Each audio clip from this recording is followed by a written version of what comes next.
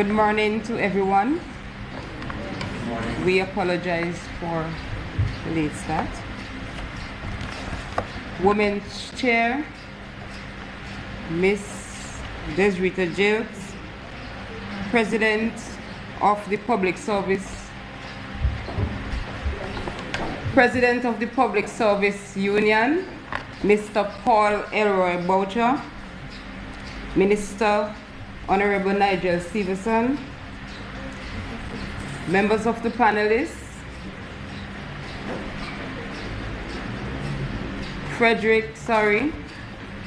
Stevenson, members of the panelists, Miss Kimberly Cambridge and Mrs. Denise Stevens, aka Laura Stevenson Dublin.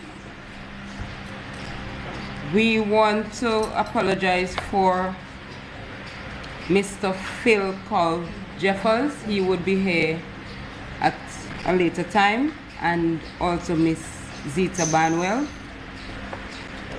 Participants, members, a pleasant good morning. The Public Service Union Women's Committee, in recognition of the International Day for the Elimination of Violence Against Women and Girls, presents a panel discussion under the theme, Orange the World, Finding Empowerment in All the Chaos. We want to, at this time, congratulate the Women's Network of the Public Service Union on this venture. Before we proceed, we would stand and we would all sing the national anthem.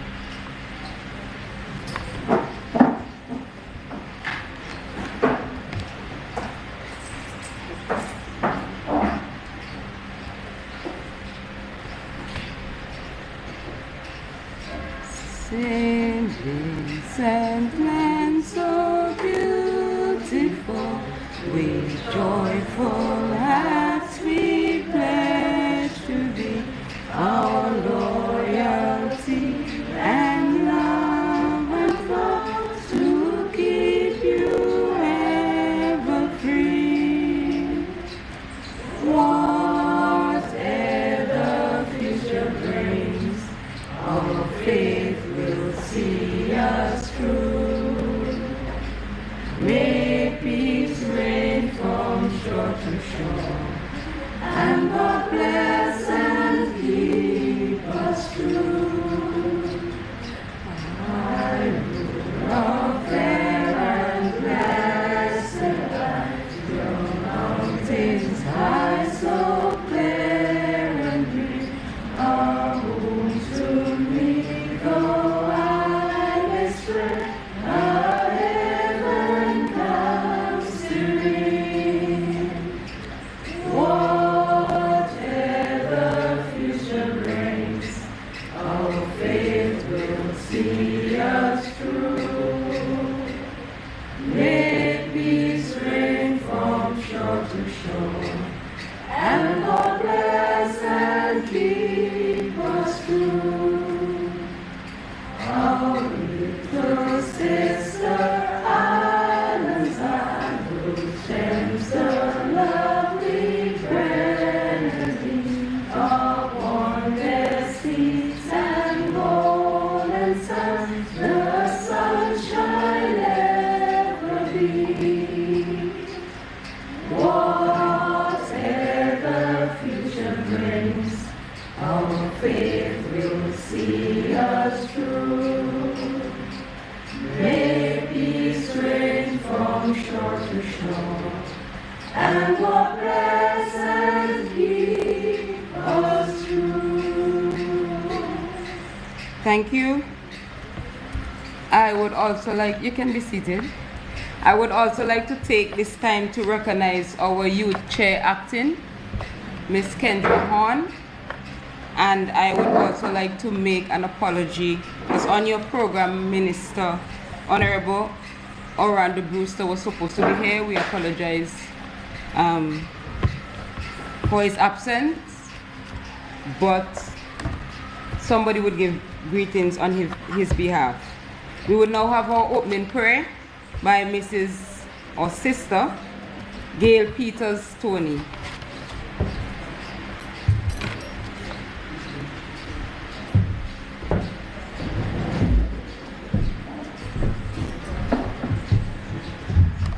Good morning, everyone. Well, I see everybody is already standing.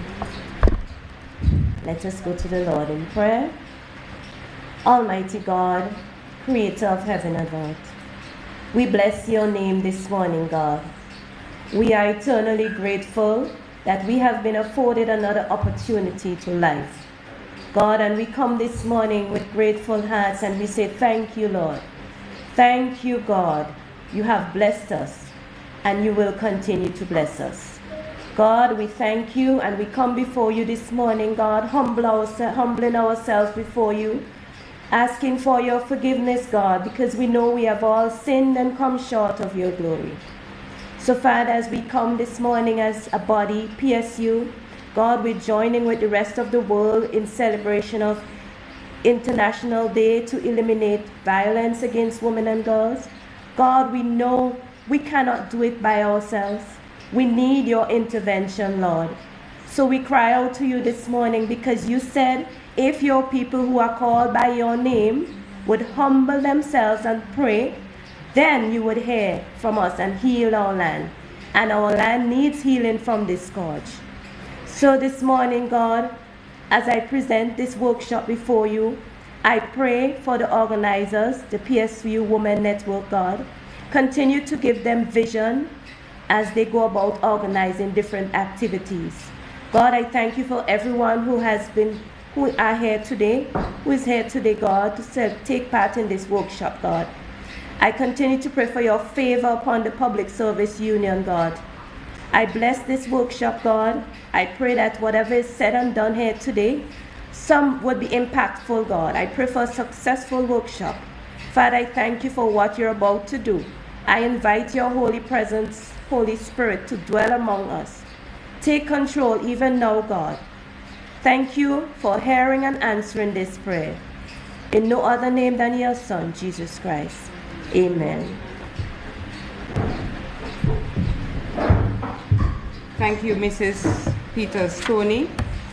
At this time, we would welcome our Women's Chair of the P.S.U Women's Committee, Ms. Desrita Giles, as she brings brief remarks. Can we give her a round of applause?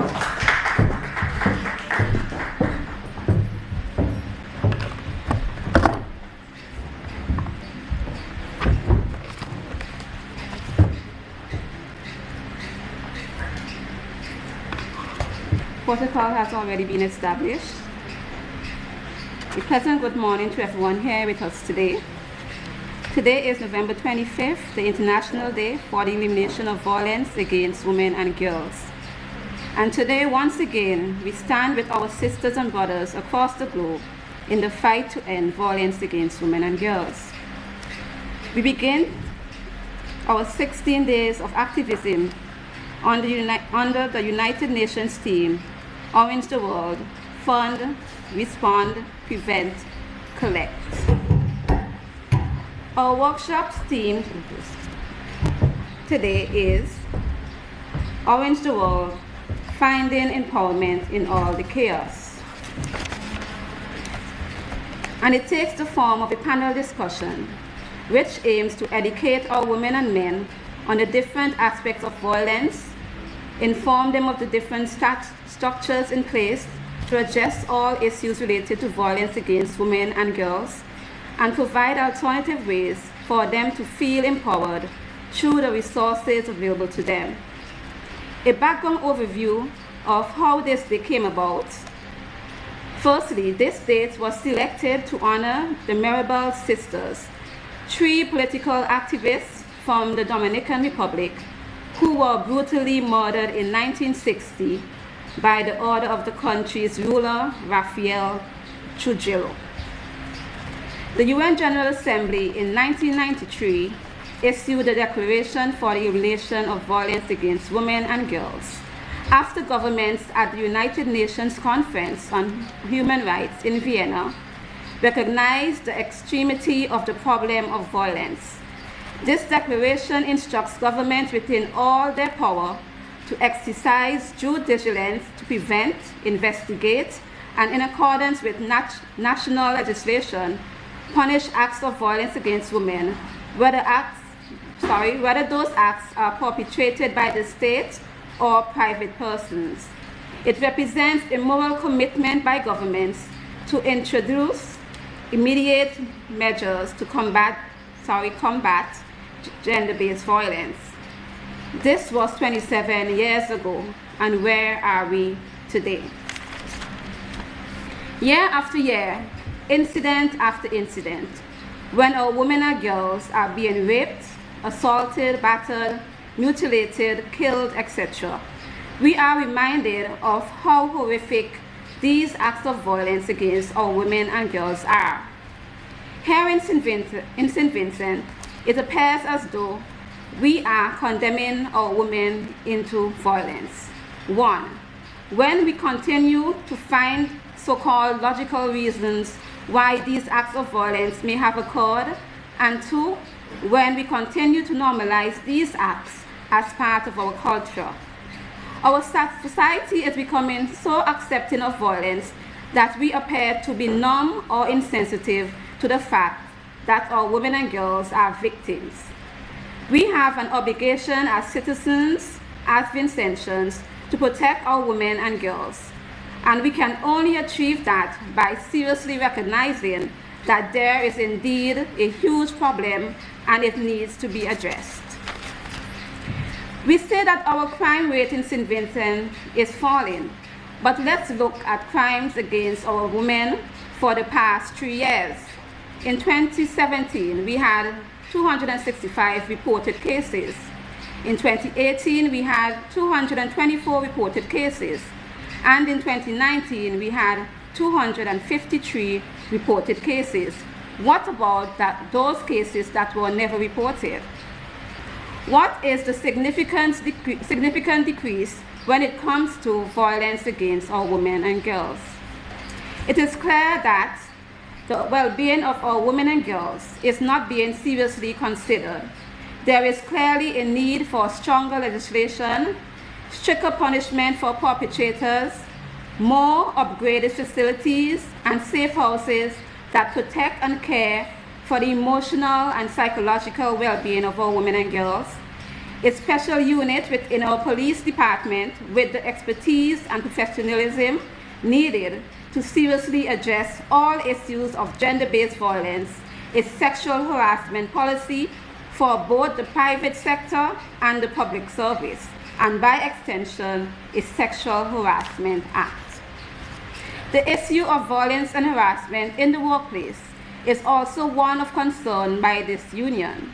Last year, the United Nations passed a new convention, C-190. This specifically addressed violence and harassment faced by all categories of workers, no matter where they are employed or what kind of employment they are under. We have since written to our government to ratify this convention in the interest of all workers throughout St. Vincent and the Grenadines. The Public Service Union's Women's Network is indeed passionate about the issue of violence here at home, and the union will continue to do its part in bringing awareness and fighting to end violence against women and girls. Our Solidarity Online campaign is now on under the theme,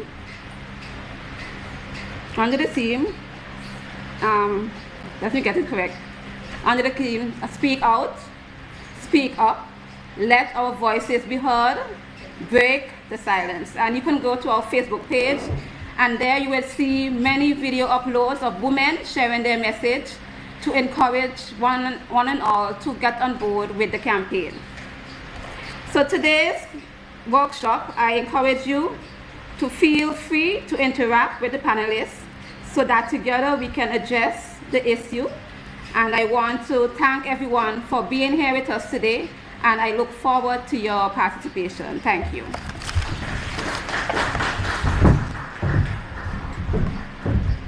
Thank you, our Women's Chair. So we're going to continue with the program.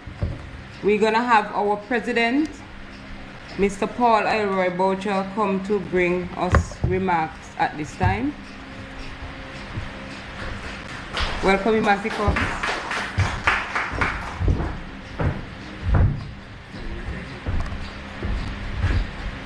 Good morning, everyone.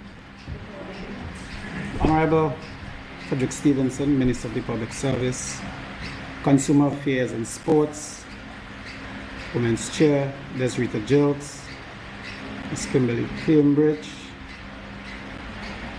Ms. Denise Stevens, both of whom will be presenting to us. Participants to this workshop, members of the media, I welcome you all here this morning. According to the United Nations Declaration on the Elimination of Violence Against Women, violence against women is an act of gender-based violence that results in or is likely to result in physical, sexual, or psychological harm or suffering to women. Trade unions are vital in the struggle to end violence against women and girls. When the ILO states that unions have a fundamental role in preventing and eliminating violence against women in the workplace, I'm in total agreement with that statement. Violence against women, therefore, is a trade union issue, especially when it occurs in the workplace. A woman's right to work and to work free from violence, harassment, and abuse, and the threat of violence is a basic human right. Combating the violence that denies women their fundamental human rights and the structural gender imbalances reinforcing it is a priority for the Public Service Union.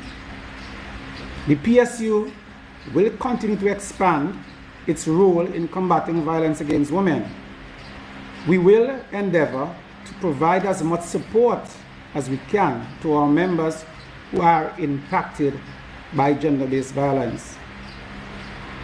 I take this opportunity to encourage all trade unions to join us and do all they can do to tackle violence against women and to support women who are victims of violence.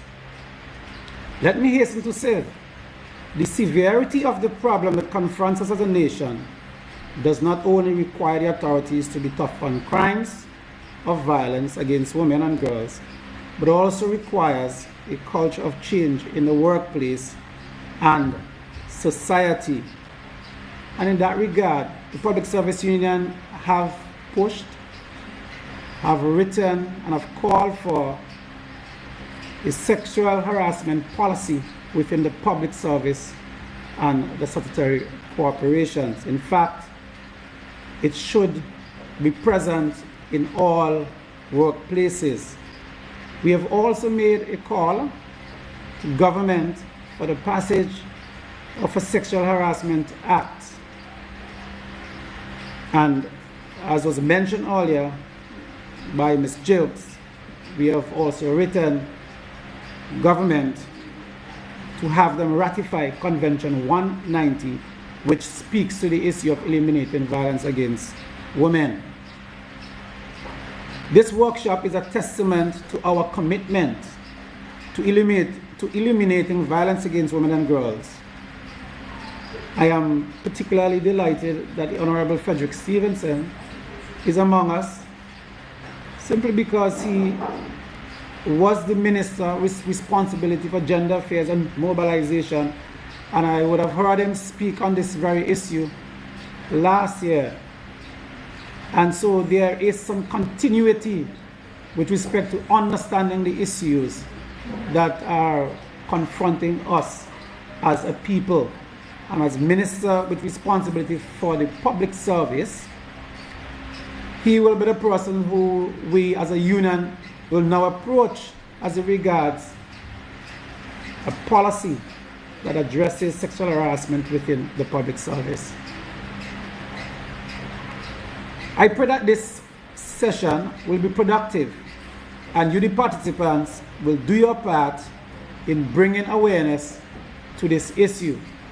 I also trust that our advocacy would not only occur around this particular time when the world looks at the convention that deals with elimination of violence against women, but our advocacy would be consistently throughout the entire year, because this is an issue. If it is to be addressed and addressed forcibly, we have to be at it at all times.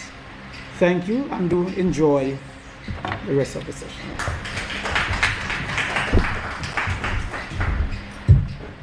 Thank you, our President, Mr. Boucher. Honorable Frederick Stevenson will greet us at this time. He is the Minister of Public Service, Consumer Affairs, and Sports. Let's welcome him as he comes to this brief now.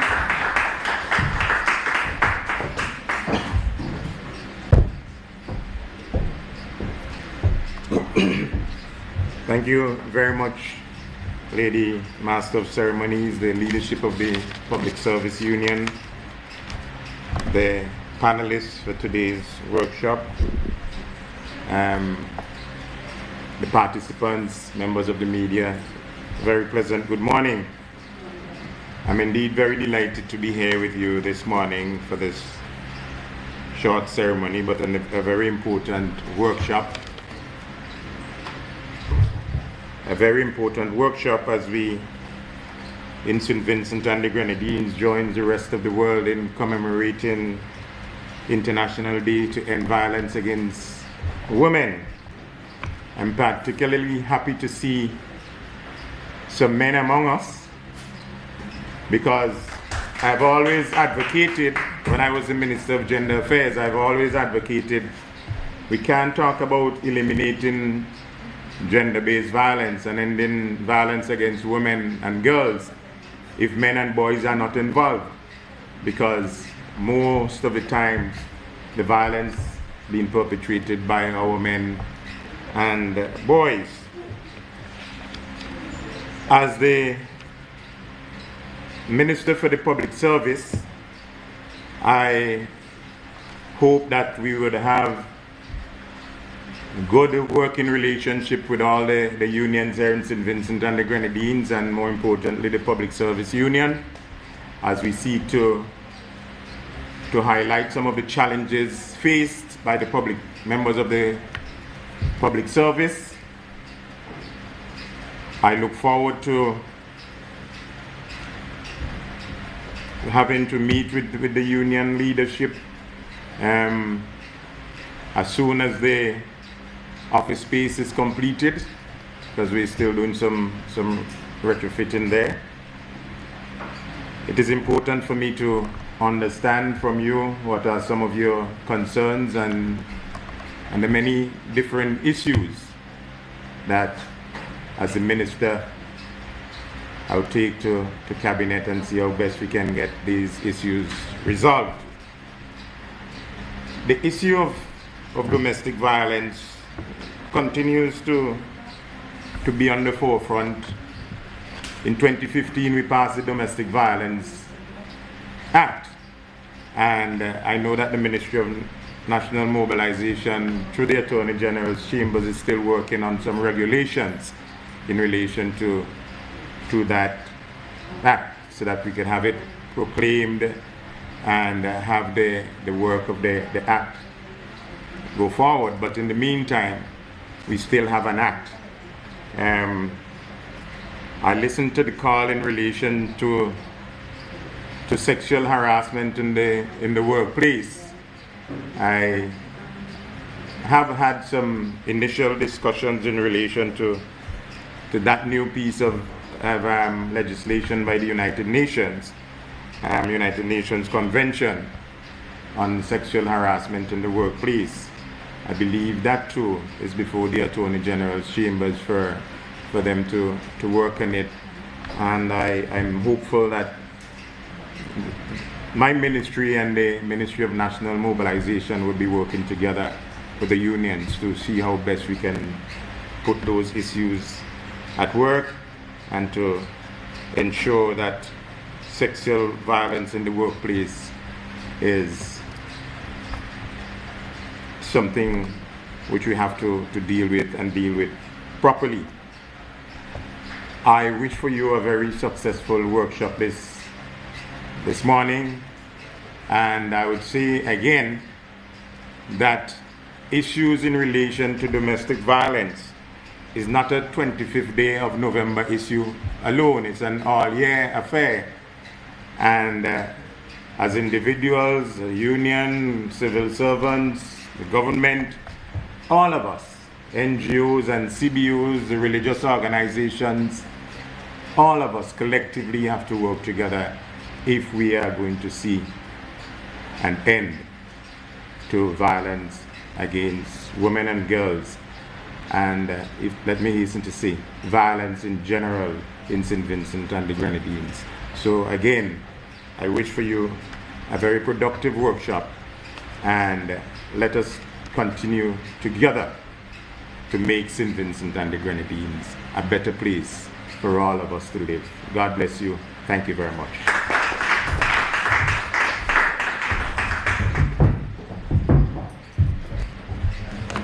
Thank you, Minister Stevenson.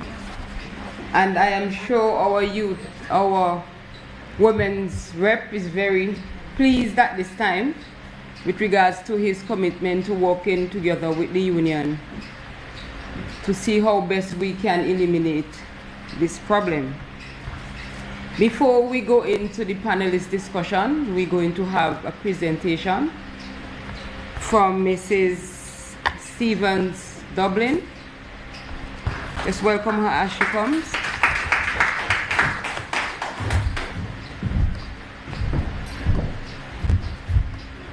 Good morning, everyone. That was a nice good morning, so I don't have to ask to repeat to say good morning. So.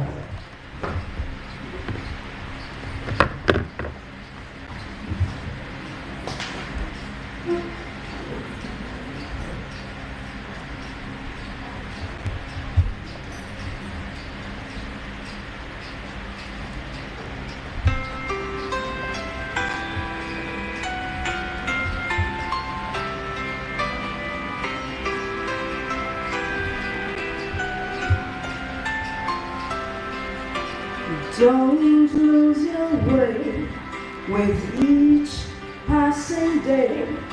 You've come so far, don't throw it away.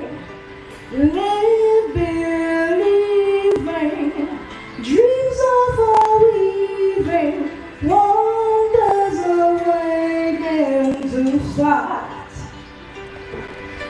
Live your story.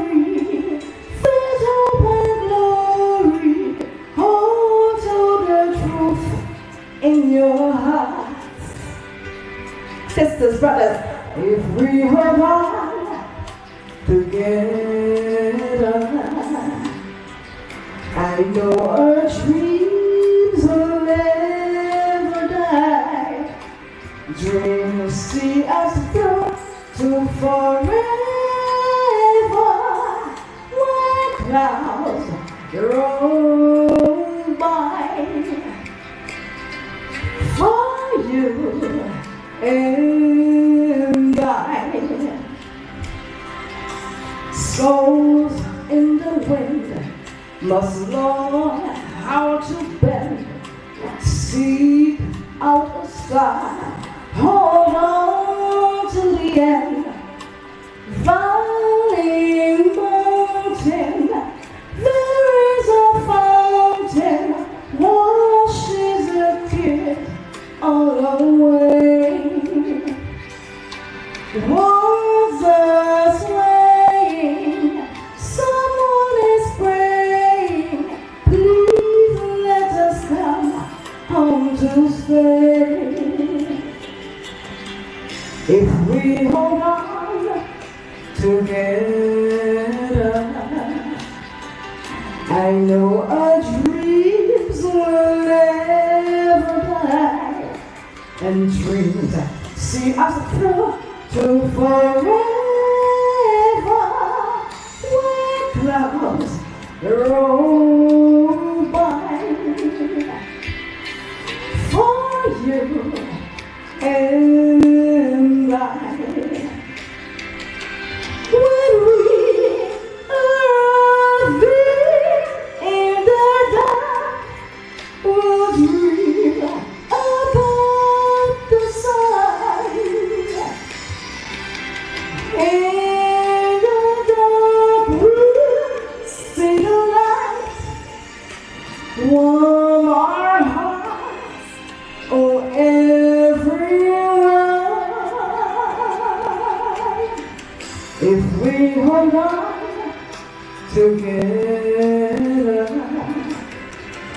I know our dreams will never die, and dreams see us through to forever. As high as soul can fly, the clouds roll by for you.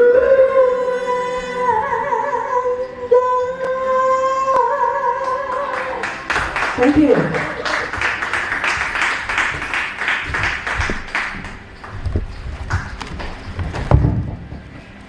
If we hold on, what? Together. Our hopes and our dreams will never die. Thank you, Mrs.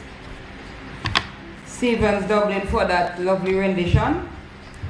At this time, we are going to ask our panelists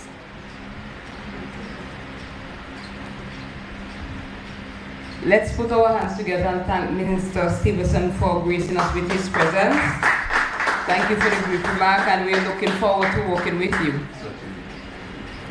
So at this time, we're going to ask the panelists to take their place at the head table. Mrs. Barnwell, Miss Barnwell, Miss Cambridge, and Stevens-Dublin, just take your place at the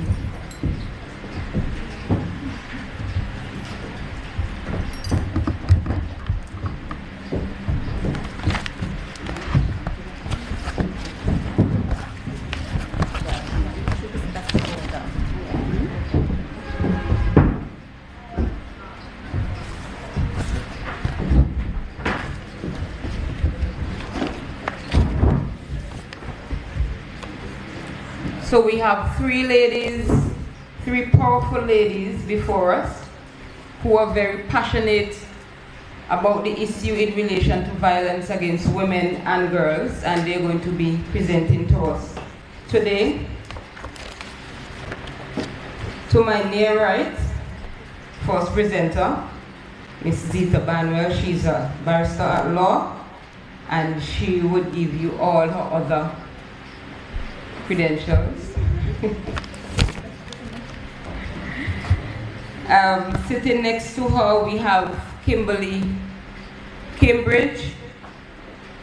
She is a psychologist in the Ministry of Health, Milton Keynes Memorial Hospital, the HIV unit.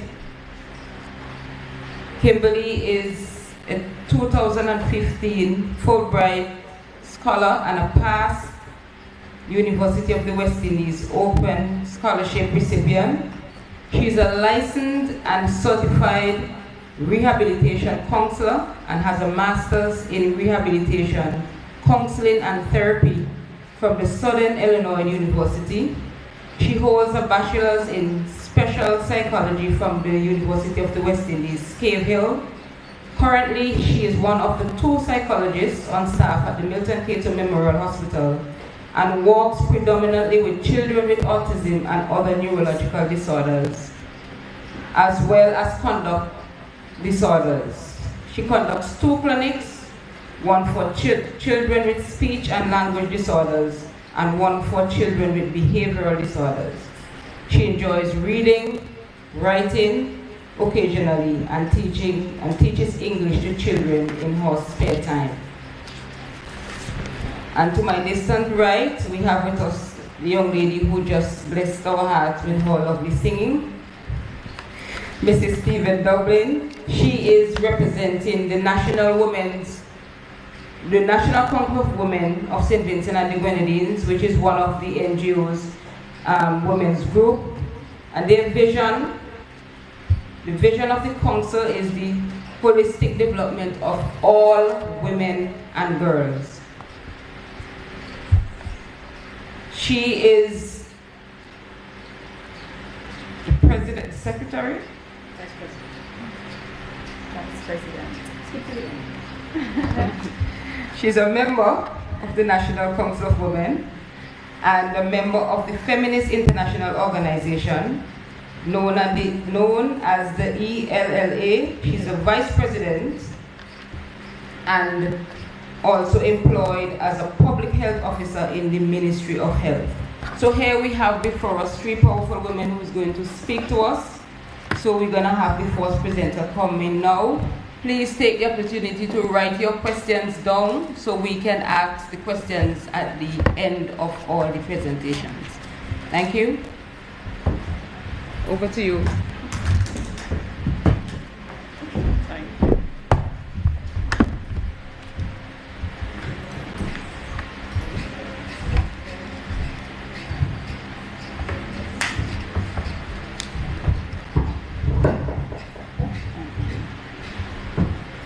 Good morning.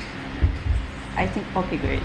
I just wanted my voice is coming through clear enough and I don't have to shout. Good morning, everybody. A very, very, very pleasant, warm, Caribbean, sunny, warm good morning to everybody.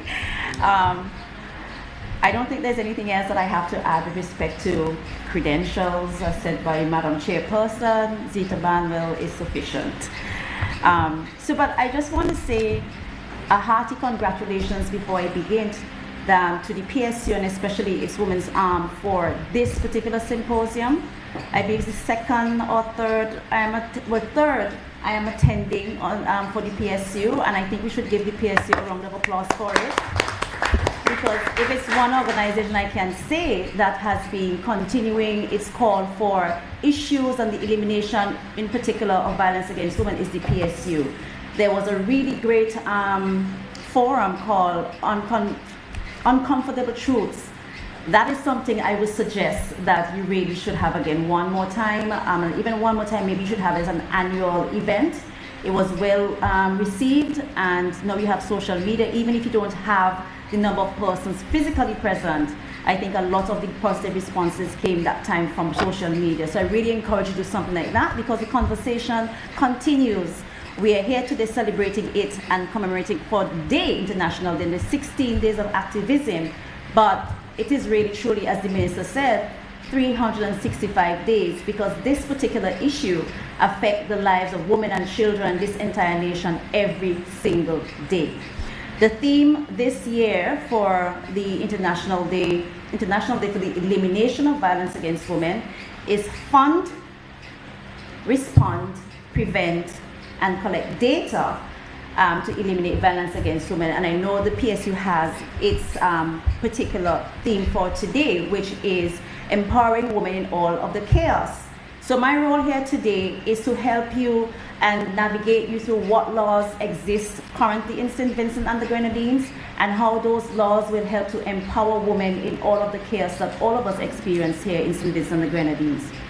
I also want to say that in our own activism, our activism includes every day against the neighbor. I mean, there's a silence, even though our voices are being heard more and more, there is still a very pervasive silence, which is part of our culture. That silence is our silence when the neighbor that we know abuses his wife or bucks on his wife and we say, them there again, them been fighting for how many years, me not able. Our silence has to do with whether it's the uncle, the father, the stepfather, the brother, or the cousin who molests the young girl and takes away her innocence and give her a lifetime of trauma. And so we also remain silent about that because the taboo is in our society, how dare we speak out against family members, the male family members, in particular those who are the breadwinners for our homes or those who give. We also have to speak out against the powerful and influential men in our society who sexually exploit our women. Whether it is for, we know how that works. The way it works is you give me something and I get you a job, or I give you money, or I help you to get certain services within the system. We have to speak out against, sorry, I forgot I don't have a touchscreen computer anymore. I envy Kimberly and her iPad. Right, and we have to speak out and also nudge our sisters, because a lot of us are complicit. Sometimes we don't even know that we are being complicit because we subscribe to the patriarchal attitudes and values, not realizing how we ourselves are oppressing our own selves, our sisters, our mothers, and our girl children. Now, I want to give a bit of context before I move on. The context really is about where we live in St. Vincent and the Grenadines and respect to women. So 52.3% of our homes are headed by single women. That was from the poverty assessment 2007-2008. And in the 2015 statistical report, 24% of our population are under 16 years old. If you think about it, you're looking at a circumstance of where women, 52% of our homes are single-headed by women, and 24% of our population are under 16. So the picture is women really have a lot of young children that they're looking after. And the other part you want to add to that is that we women are faces of poverty, usually unemployed, underemployed, and when we are working, you don't have sufficient to feed. Just as a context for you to have socially what we're dealing with. You also want to put in the picture that 36% of us as female, at some point in time or by the age of 18 years old, have experienced some form of intimate partner violence. That's a statistics worldwide. That actually, we don't have that particular figure in St. Vincent and the Grenadines, but I'm sure it's not too far. This statistic was gathered and reported about a month ago when I was part of a panel in Grenada. Grenada is just there. They also do have, while they may not have an issue of violence in terms of offense against a person like murder or wounding, their statistic as well in terms of rape and violence against women and girls very, very, very high. I want to also add to it that in St. Vincent and Grenadines, unfortunately, we do not have a legal aid system, and it's something that I would encourage us to ask for continuously in my practice, which is a lot of my work that I do for family and women is pro bono, and the reason why I do it pro bono is because of that same context in which we work. Women can't afford, and they need representation. In order for them to actually engage that right to representation, they have to have money to have a lawyer to do so, and the minimum charge for magistrate court matters is around $750, $800. Now, if a woman is not working, if she doesn't have any way of getting, and she's not experiencing trauma, where is she going to find that amount of money when she herself can't provide for her children? We also, in my own fraternity, the legal fraternity, need to encourage more lawyers to do it. What I hear from my sister lawyers in the fraternity is burnt out from doing these kinds of matters. And I'm sure when Kimberly comes, she will tell you as a counselor herself that really and truly you take on an emotional strain. It is really a much to listen to these problems all of the time, and the help with which you can give is very, very limited, because the problems are way more overwhelming than any advice that you can give and any service that you can tap them into in St. Vincent and the Grenadines. Because most of the time what I do, if it's not legal, is call on the gender department for someone there to ask them, I'm going to send somebody, how can you help this person? And they also, the list gets longer and longer every day. So while we find ourselves in an economy that is strained or in recession or struggling, we also have to be able to try to ask for more, because women and children need that protection and care. So whatever little is available, we have to make sure women and children get a chunk of it. Now, moving on a little bit more, we know some time ago we were in the news around, last statistic might have been 2011, 2015, where St. Vincent was ranking #1 globally for sexual offenses against women and girls. That was 2015. I will admit that I have not seen any recent statistic that moves us, but we are really topping, especially as well with Bermuda, I think, Jamaica, or some other countries, Grenada, in the top number 5 for sexual offenses against women and girls. That's a reality that we must deal with. That's something that we should not just bat away and think that, oh, well, most of the times when we speak about it, people say, you want to bring the country to shame. We are already in shame. We need to deal with our shame. We need to tackle our shame. Now, the other part of this shame is that around 2011-2016, this police records in St. Vincent and the Grenadines, there were 1,536 reported cases of sexual offenses in St. Vincent and the Grenadines. What I cannot say to you here in terms of the data when I looked at it is that, or what I can say to you, one is that I don't know at this time how many were prosecuted, but what I can say to you, a large number will be reported. It drops off. Percentage gets smaller and smaller. Global statistics tells you about 2% are prosecuted. Now, I know for a fact in St. Vincent, this number when it gets to the court system is, first, because it's a serious offense, it goes through what is called the magistrate court, a preliminary inquiry. That is a stage where the magistrate tries to ascertain whether there is sufficient evidence to take it to the High Court. Simple. There ain't much they have to show. Somebody points their finger, it goes over to the High Court. And so this matter goes to the High Court, and what we find happen most of the time is it takes so long for the matter to be prosecuted, than especially where they are victims under 13, and I'm about to tell you that as well. Children under 13 years are highest risk in St. Vincent and the Grenadines. Girls between 13 and 15, second category, and adult women at the bottom when it comes to rape. Our children are really at risk. And what happens, and I give you for my most recent experience, where the court had assigned me to a matter for an unrepresented young man. At the time he was 15 years old, the young lady was 12 years, about 3 months. He was 15 years, 9 months, almost 16. Still raped, she's under 13, cannot give consent. He's close in age, but the authorities saw in any case that an argument could not have been made, although the law provides for closeness of age. There might be evidence, but whether or not there is a public interest in prosecuting the matter of the closeness in age. He was also a school-age boy. The issue is this didn't happen in school, this actually happened in the community, and it was a gang rape, basically. I am not going to make any excuses because I'm not going to give any more further details of that, but I will just have it as gang rape, but there was no actual forced physical violence. I would just accept it with respect to the law that under 13 years old, you cannot give consent. And we live in a society where our young girls are exposed and our young boys are exposed a lot through social media and think that they have autonomy over what they do with their bodies. But the law says, no, you cannot. You absolutely cannot give consent.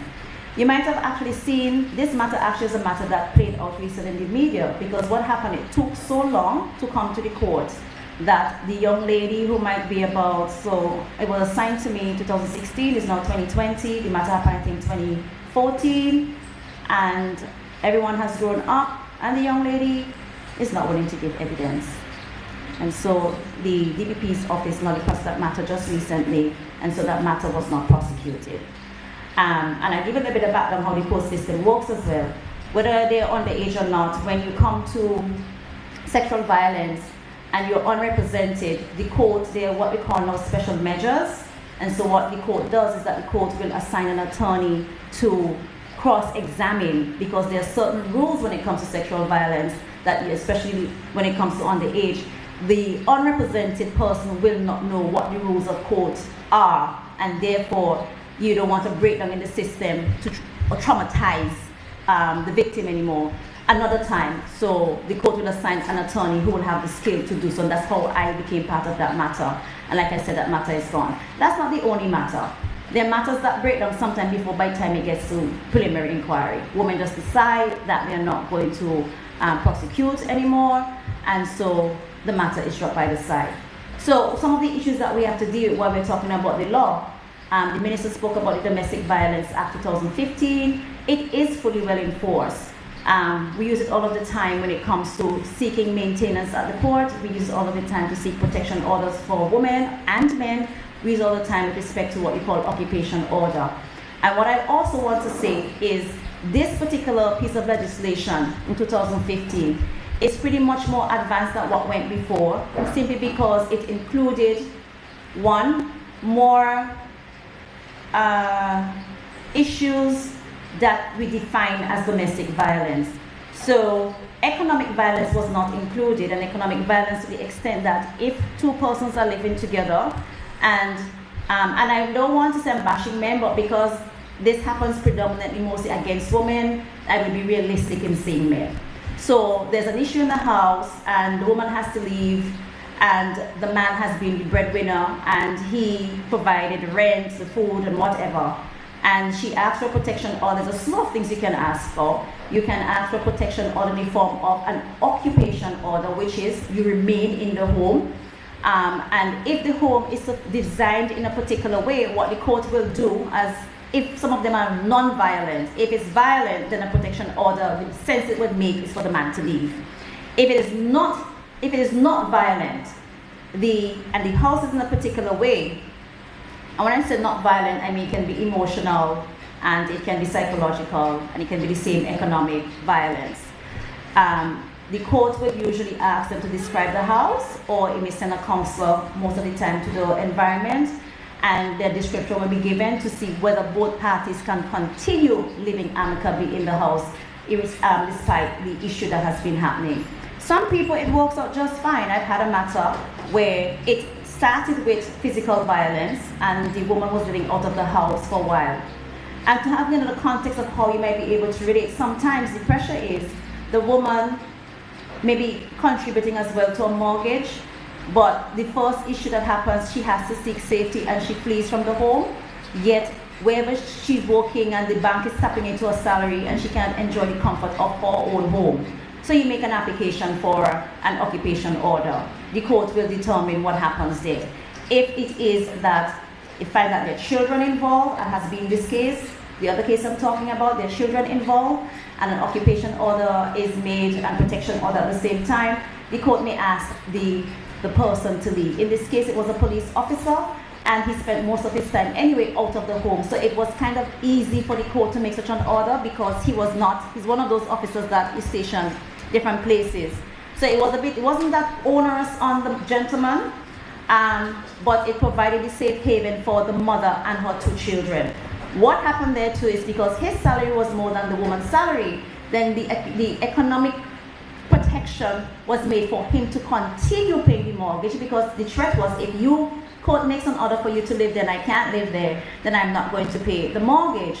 So the court made an order for him to continue as if they were still living together for the protection of the woman and the children. He did have visitation rights to his children because he had not committed an offense against the children, and there was no evidence that he had ever exercised that level of depravity on the children. Now, the other piece of legislation we have is the criminal code. The criminal code contains all of the offenses or crimes that people may commit, whether man, woman, or child. And I remind you that the age of criminal responsibility is actually 8 years old. I stand corrected because recently the Parliament passed the Child Justice Act, and if it was not removed from the law at the time, a recommendation was moved for it to be increased to 12 years old. And thus I stand corrected because I wasn't able to follow up to say, I know the act was passed, it's not enforced. So when acts are not enforced or they're not gazetted, it means that it's on the books, it has no teeth. So if it's not enforced, it means that a child still at 8 years old can be charged for an offense. 8, yes. So the criminal code contains from simple assault to indecent assault to rape to murder. The next piece of legislation I want to, and let me just back up with the criminal code, because most of the time when women go to make a report at the police station, the police often say to them, and it's across the region here, this is a man and woman business, and because there's been so much heightened talk about the Domestic Violence Act, they will tell them go to the family court. There's a point that missing there. Women have an opportunity and have the power to say to the officer, I want to use also the criminal code, which is an assault of any degree. Because if a woman goes to the police officer with bruises and cuts, the first thing that they have to do is to, because it's mandatory reporting under the Domestic Act, he has to take that and investigate. The person has to be given a sheet to go to the doctor. It's a form to report for the doctor to examine that person. You bring it back because that forms the evidence that an abuse or an assault has been committed. And so there is some actual evidence for the officer to open to that woman, not just the family court, because the family court is a civil remedy. Nobody goes to jail there, save and except not under that act, but under the Child Maintenance Act. If you fail to make payments, up to 4 payments, that and you can't at the time when you're called into the family court, you still can produce and take, get rid of your arrears, that you can be jailed for non-payment of child maintenance payments. So most officers don't. But then again, we come back to the problem that even if it is that the officer opens that and says to the woman, you have a right to also lay a claim, a charge against this man, that they may do so, and at the end of the day, they never show up in court to prosecute the boyfriend, the husband, or the baby daddy, as sometimes we say. We don't want to forget the cybercrime law, and the reason why I'm saying that, a lot of bullying and harassment happens on social media and on the telephones. And a young lady one time came and asked, but this was a really long stretch because the woman was living somewhere overseas and the man was still living in St. Vincent, or vice versa. And she had custody of the child, and he would so ever often harass her via WhatsApp. How he's able to get her telephone number when he changes her telephone number, I couldn't tell you. But obviously some friend of a friend of a friend, or sometimes we think we have friends, have to be passing on. The other thing too, where women find themselves in certain positions is, or in those kind of precarious positions, is that you really do not want to take away visitation rights from men. Children need both parents. They need an environment to thrive. Sometimes they're very traumatic environment and they're removed from them. But still there has to be some type of engagement with the other parent, because the parent may unleash unwanted attacks on the other person.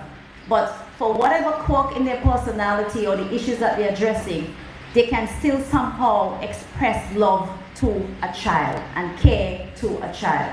And what happens too is that, and the court makes it clear all the time to women, just because a man does not give maintenance doesn't mean that you have a right to deny him his visitation right. And I try to tell clients that all of the time.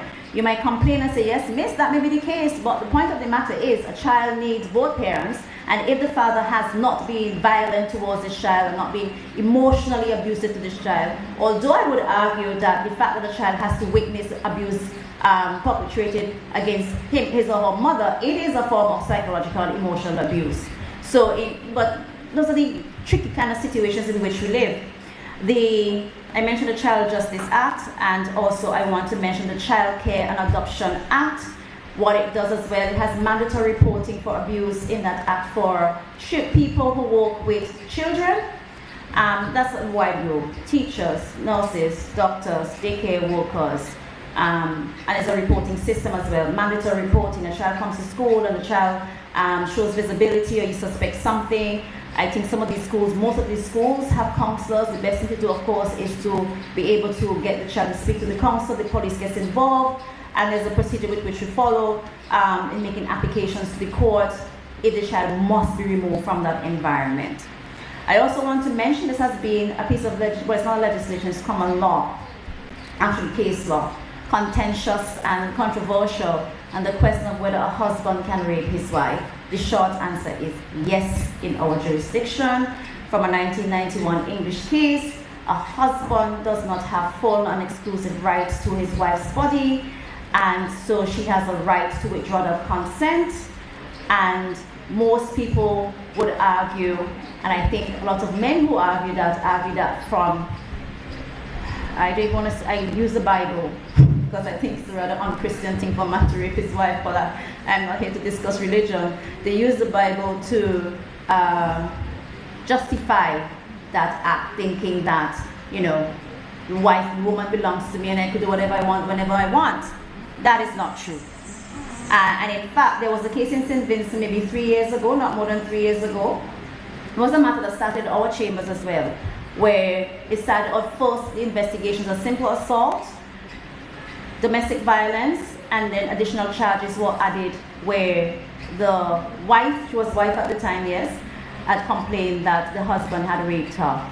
He was in the end convicted of rape. Not sure was paying attention to the newspaper, and that too had started discussion as whether that, a man can do that. So yes, in St. Vincent and the Grenadines, I think in other jurisdictions, there's some aspects in the law that does not allow that broad definition that yes, a man can, that broad application that a man can rape his wife.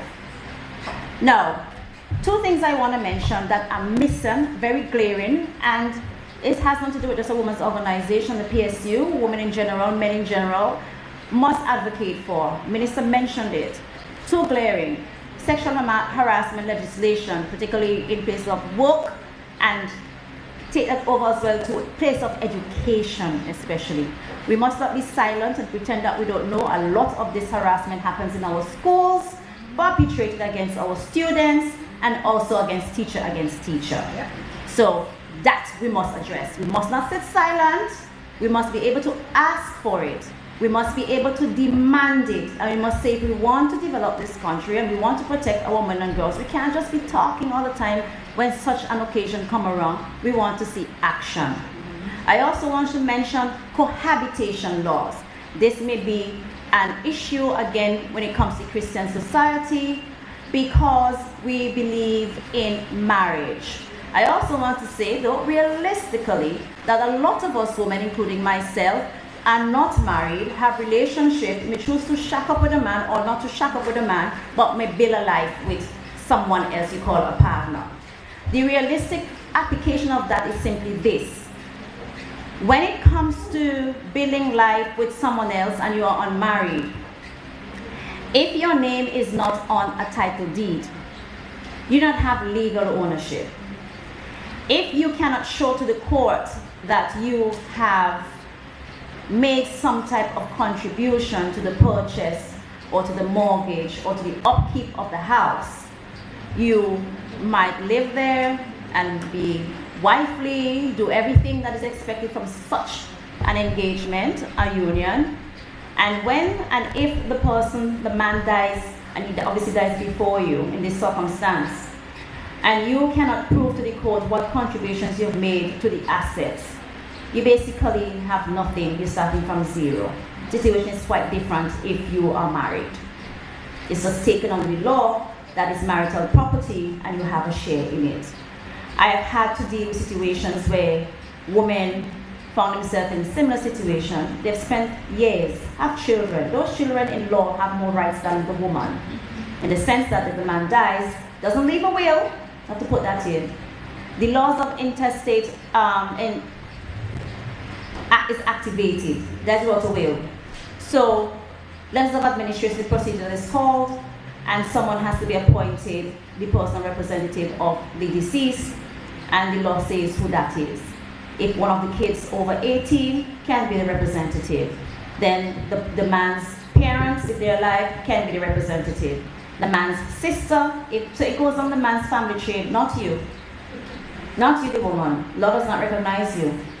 And the children, if you are married, then the wife-in-law is a third of his estate, 2/3 to the children. And so it means, therefore, if you are not, do not have your name on a title. Then I'm going with property because the most common case that I deal with. And it's the most precious thing you want to deal with because you're talking about living and dealing with a house. And at the end of the day, you don't own the property. You may have beneficial interest in it, which is you don't have a legal title. But once you can show to the court, and I'm saying show to the court because it gets contentious, because the matter that stays in the back of my mind was this lady who built a business with a man, lived with a man, didn't have her name on the title deed, and had certain type of kind of we call it Carlos scratching kind of relationship with the man's family.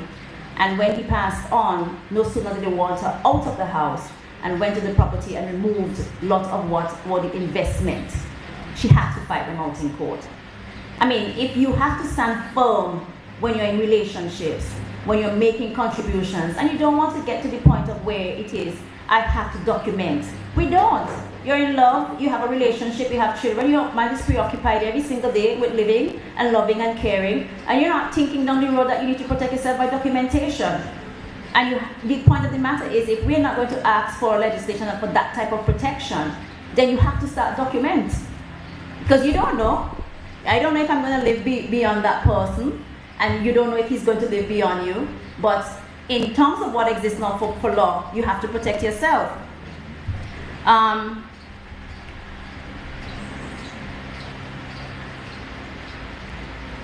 I'm just going to read 2 more stories because I think it helps to, and I'm done, 2 more stories of the experiences to give you an idea of what the women, because the practice range from women who are late teens, 18, 20, to one of my saddest cases was a retired woman. I almost feel emotional about it because actually almost the court brought her in tears. It is not easy. So one of the clients that I've had, no names of course, the names are changed. So Suzanne is an unpaid home carer whose husband of more than 20 years wants her out of their home. She has nowhere to go, and she wants to know what her survival options are. Her husband tells her she must leave their marital home. She's tired of it all and also wants out of the marriage. Her husband has never laid a hand on her, but she has survived his vicious tongue. Lots of emotional and psychological trauma throughout their marriage. And at an age, she was close to 60 years old, not 40, 60 years old, she was almost homeless. And she was almost homeless because she's an older woman who got married to a man and had children before.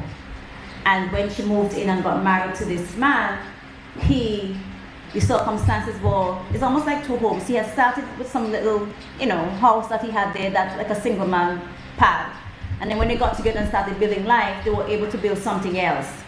And he said to her, well, if you want, and the place was dilapidated, if you want to leave, well, he wanted to leave and she wanted to really get out of the marriage, she can go and live in dilapidated building that was outside. Right? She's 60, doesn't work, doesn't have a retirement income coming. That's her plight. What was my advice to her? She has the option of going to the family court through domestic violence. It's emotional violence, to seek a protection order for occupation order so she can stay in the house. I did ask how the house was designed to see whether they can continue living together. Or if she finds that, well, I don't think the house, the other option is also suitable for the gentleman. So I couldn't actually tell the court, let him go and live there. I mean, fair is fair. I'm not going to make an application asking for the man. When we ask about gender equality, it's not to dispossess unfairly or to put someone out of place of what should be equally enjoyed by both parties.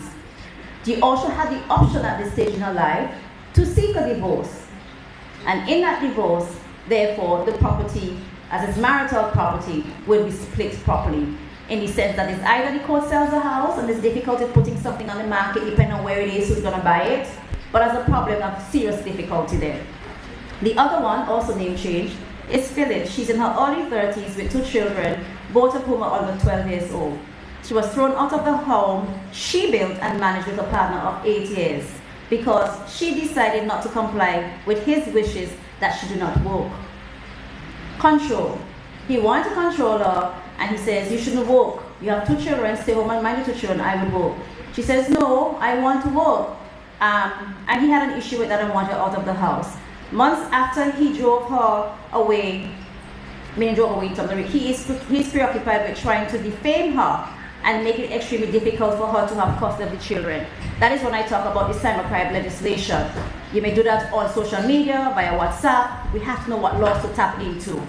And the last one is Shanette.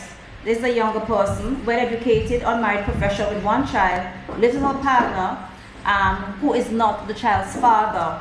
Her partner is physically and emotionally abusive. They bought a property together, but her name is not on the title deed. Shanette has fled her home many times, went to her mother's place, but on each occasion she moved back to the abusive partner. He says he loves her. She's challenged with extracting herself from that abusive home. The last quote I want to say to you is simply this, because most often, people say to us, there's no inequality in St. Vincent and the Grenadines because women have these positions of power. Because women now can go to school, because more women now have higher education, and I leave this with you. The absence of extreme restrictions leads many women to ignore the areas in which they are exploited or discriminated against. It may even lead them to imagine that no women are oppressed. Thank you very much.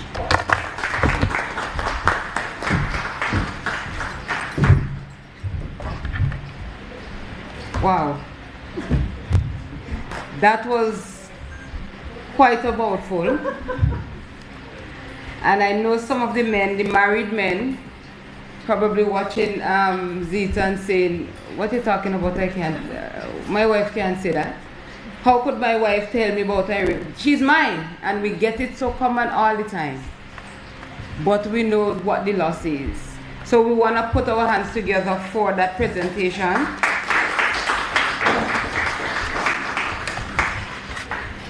Let us be reminded of our theme today. Speak up, speak out. We need to let our voices be heard, and it's really time for us to break the silence. It may not be you, but it may be a sister, a cousin, or somebody that you know that is in an abusive, whether it's physical or psychological position. Before we continue with the panelists, we are going to have a brief, some brief remarks from the representative from National Mobilization, Mr. Phil Call. Did I pronounce it right? Jeffers. Let us just welcome him as he comes.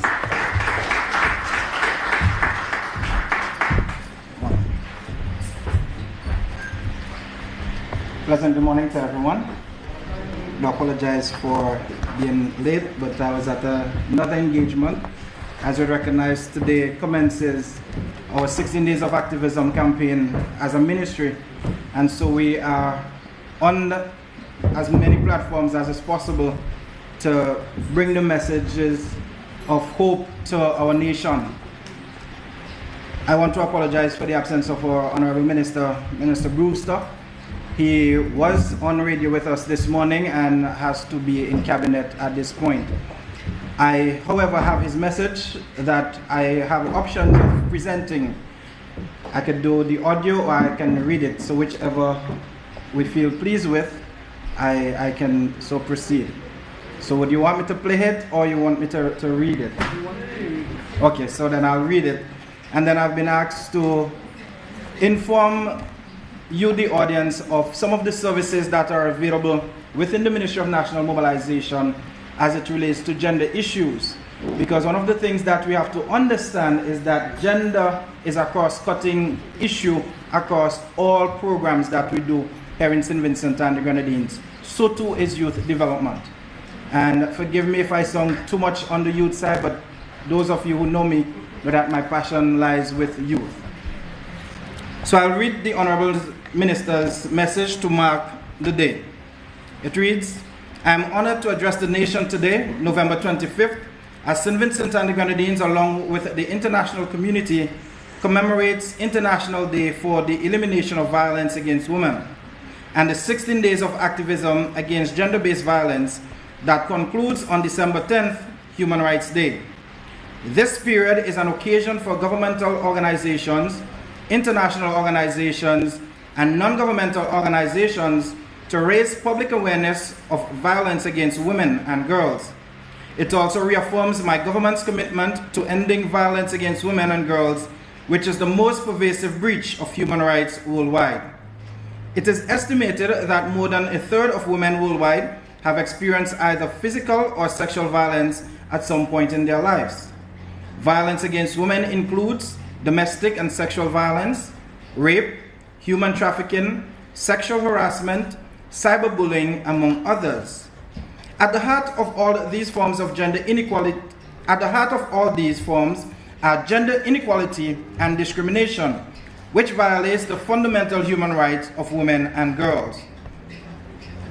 The theme for this year's 16 Days campaign against gender-based violence is Orange the World, Fund, Respond, Prevent, Collect, which is aligned with the United Nations Political Engagement Strategy and the Unite campaign that calls for global action to increase awareness, galvanize advocacy efforts, and share knowledge and innovations, especially as the world is impacted by the current health crisis. When the World Health Organization declared the COVID-19 outbreak as a global pandemic on March 11, 2020, violence against women and girls, particularly domestic violence, had escalated worldwide. The pandemic increased multiple forms of gender-based violence, especially physical, psychological, sexual, and economic forms of domestic violence, fueled by household economic and food insecurities and confined living conditions. Comparative data on reported cases of domestic violence from the police for the period January to June 2020 suggested a slight increase of 0.03% compared to the same period in 2019. The COVID-19 pandemic is not only a health issue, but one that reverses decades of progress in poverty reduction and gender equality, and which will change the course and rate of our country's growth and development.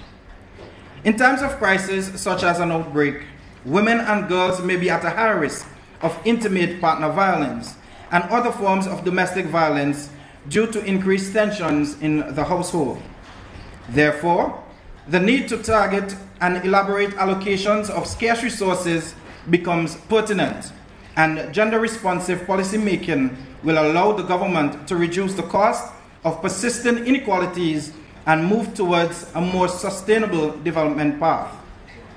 As part of the 16 Days campaign, activities will be undertaken to heighten and galvanize awareness about gender-based violence, particularly around child abuse and domestic violence and sexual violence. Some activities include a 2-day training workshop with volunteer advocates and key service provider in hotline counseling, as the ministry is in the process of establishing the child abuse and the crisis hotlines. These hotlines would engage victims and the general public to safely report and receive guidance. The campaign would run on all social media platforms in light of the current COVID protocols and guidelines. My government pledges to address violence against women and girls by continuing the public education and capacity building on gender-based violence and the support services available to victims and survivors, such as the anti-violence campaign in the communities, victim support program, and the soon-to-be-launched child abuse and crisis hotlines. We also commit to the full enforcement of the various laws, policies, and programs that would prevent these serious infractions of the law and punish and rehabilitate perpetrators of gender-based violence. However, much more needs to be done for us to truly eliminate this scourge that is considered to be the most pervasive human rights violation that is further exacerbated by COVID-19. Speak out and show the courage to say it is not okay. As the Minister with responsibility for gender affairs, I fully endorse this awareness campaign in ending gender-based violence in St. Vincent and the Grenadines. That was the message from the Honorable Orande Brewster, the Minister with responsibility for gender affairs. So I've been asked to look at some of the bits and pieces that happens within the Ministry of National Mobilization as it relates to gender issues. So I just want to briefly tell you about some of the services that we offer. All right? So within the ministry, we have a number of different subheadings. So there is youth affairs, there is persons with disabilities, there's child development, there's social protection, there is now housing and informal human settlement, there's a cooperative division, there is the community development division. Okay? And each of these programs seek to work together to ensure that we address the needs of all Vincentians concerned. So I'll go to gender affairs, who, as you know, would deal with the issues of domestic violence. So we have a crisis center that at the moment is being undertaken to do some repair work which is where we would have persons who are in need of immediate shelter go to for safekeeping. All right? No, it's not stopped. It is now being repaired to accommodate persons correctly. All right? There were some challenges, and we looked at that, and we are revising to go, because you do not want to speak to a policy and then your end result or your development or your end path is not consistent with what you're saying in a policy document. So that is part of the reason why the ministry is doing it, to make sure what we say in policy matches what we do in deliverables. All right? Then there's also the Teen Mothers Program, which allows young girls who are of school age to re-enter and finish their secondary education. There's a Single Mothers Program that provides support for a single parent. All right? Did I say single mothers? Single parents, sorry.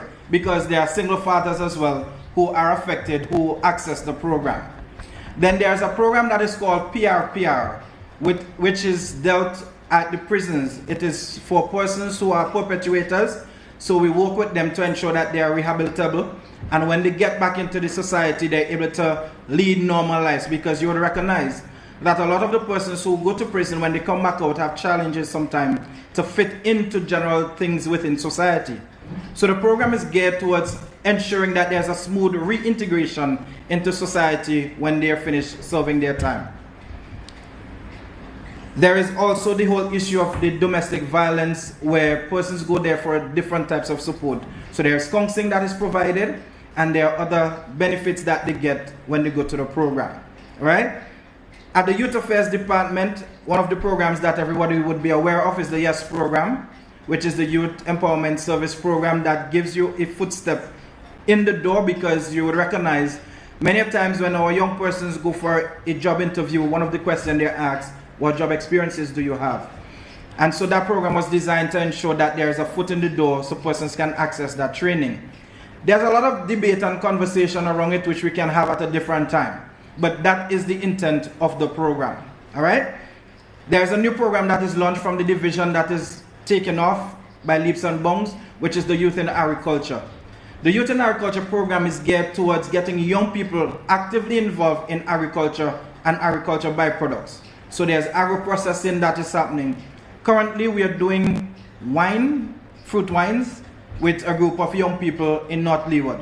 So we would have done seasonings, pepper sauce, and we are thankful that we have two of corporates in Vincent who have seen it fit to accept these group of young people to put their product on their shelves and see that we have some good returns from that program. And the program is geared for both male and females, okay? So while we are talking here today about women and girls, we have to understand that our conversation cannot be absent without the conversation about men and boys. Because if we are talking about developing our women and our girls, and we leave our men out, who then develop our men and boys to match what is happening with the girls and our women? So that is one of the challenges that we have, to ensure that our programs are in keeping with those bits and pieces.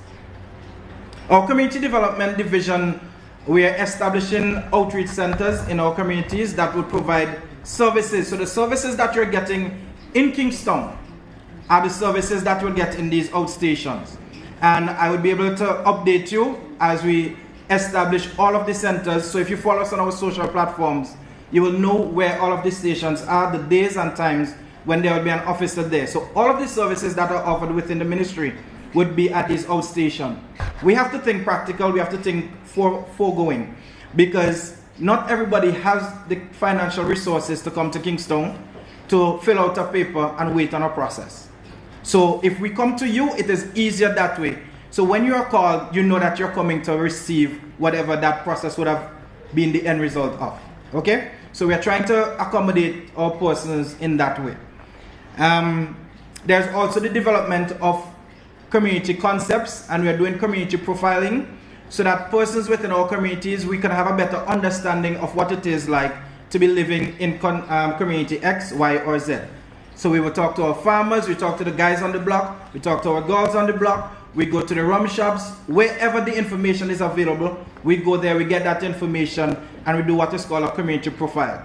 That way, we are able to address needs, wants, and concerns in a more pragmatic way than doing ad hoc work in our communities. At the cooperative division, we also pride ourselves on our school thrift program. So a lot of us would have, in our days growing up, we would have had our school cooperatives. Yeah, the little boat that we save our 25 cents in, that program is still alive and well. I remember last year, the registrar set a target for the schools to reach, and I'm happy to report that the school reached and surpassed the target. I think it was something like $2 million in savings, and that was reached and surpassed. So we are thankful that our young people and our parents in particular within our school systems understand that school thrift is something that you can benefit from. Because what it provides is that when you get to grade 6 to do common entrance, or when you get to Form 5 and you have to pay for your CXCs, here's an easy way of you having cash in hand to pay for your subjects because you would have learned that early. And what we have done at the ministry is that we have gone a step further to improve on that program. So we are now doing the juicing program. We are also doing the greenhouse programs. And we're also doing the poultry programs in the schools. What that does is teaches the students to become practically involved in their own development. How many of us remember when we were children growing up that our parents would send us maybe to sell something, you come back, you get your cut, they get their cut. And they taught us to save, right? But today, because of technology, we don't see the need for that as parents. We just throw a device in our kids' hand and say, you know what, go in the corner. I remember growing up that when my mother told me to go to my room, I cried. Because there were only 2 things in my room: a Bible and school books. Anybody could relate? That was the only 2 things in your room. Now you send a child to the room, they fly go in the bedroom because why? There's a TV, there are devices, and they could lock their door. I remember even though I was a big man in my mother's house, I couldn't lock my door. But these are the things that we are transitioning into, and we have to be cognizant of that. So as a ministry, we are starting the process and we are trying to get parents on board to help us to do this savings plan. Because what we are saying to you as parents, you don't have to do it on your own. Alright? Then when we come to the social protection side of our ministry, the social protection unit, what we have done recently is to break out the services that we have in 3 categories. And that way we are able better to serve you under those 3 categories. Because what happened before is that persons just saw us as a handout kind of thing. You wanted something, you just came in and you expect to get it right away. But what we're saying to you is let us work together, let us plan together that we can provide a better service for you. All right? So there are 3 main areas that we have. We have what is called the family support. And under the family support, there is a basic amenities package. You have things like back to school supplies, and you can get some bills taken care of depending on your situations. All right? Then there's the emergencies, which take into consideration things like funeral, medical grants, disaster issues, and interim assistance. And then there is the vulnerability grant that looks at persons who are elderly, persons who are disabled, persons who are medically unfit for work, persons who just need an interim assistance or the basic amenities package. And what that does is instead of you coming, you want this, you want that, they are bundled together and you are better served as an individual. Because what we find happening sometimes, you have 4 persons from one family coming asking for different bits and pieces. What the ministry is attempting to do and has started the process is to do an assessment of your home. All right? So the one person, the head of the home, gives the information. The officer would do the assessment, do a case filing, and there will be documentation there. All right? So when you're coming to the office for assistance, they look at it, they look at your case file, and they see what type of assistance you would have received or you are likely to receive. And so we are asking persons to stop making the assumption that, oh, I go to families because we know it as welfare, right? You go to welfare and a government money, so they have to give me. All right? We want you to understand that we are doing things in a proper way, because if we don't help you to help yourself, you're going to end up looking all the time for one type of assistance or another that in the end does not benefit you. So we want to help you to be benefited from whatever the services that we are offering. And Child development. The child development division deals with everything related to child. Okay? So from foster care to adoption to child abuse reporting cases, all of that is what happens at the division. We are in 2 new locations now, a little bit more comfortable to serve the general public because the 2 divisions are closer in terms of building proximities. We are in the old Gecko building and the building that was formerly API or QCare, right in front of the old post office there, the old Treasury, post office, general post office area, and in the old Gecko building that is directly opposite First Caribbean International Bank. So in a nutshell, that is some of the services that the ministry has to offer. As it relates to our campaign for the 16 days, our intention is for today we are doing this type of work. On the 1st and the 2nd of December, we would be doing the training for the hotline. So persons would have an understanding how to use the hotline and the counseling that is necessary. On the 4th, we would be doing some school visits. On the 6th, we would be on NBC Views on Issues, and we invite you to join that discussion. We are going to be live again on the Gender Affairs page, on the Social Development page, and of course on NBC's radio pages. And we thank those persons who on Thursday last, when we celebrated International Men's Day, assisted us in sharing and had watch parties so that we were able to have a healthy discussion on men-related issues and men's health. And so we're looking forward to a similar thing, and rest assured based on your comments that we will be doing a lot more live programs so that we can have a direct interaction with the general public. And then we would have the launch of the hotlines on the 7th of December, and following that we would then all join together to commemorate Human Rights Day on December 10th. So I want to thank you for allowing me this time to share with you, and look forward to any questions that you may have that I might be able to answer. If I'm unable to answer, I would forward the response to the P.S.U, who would then share it with you. So thank you very much.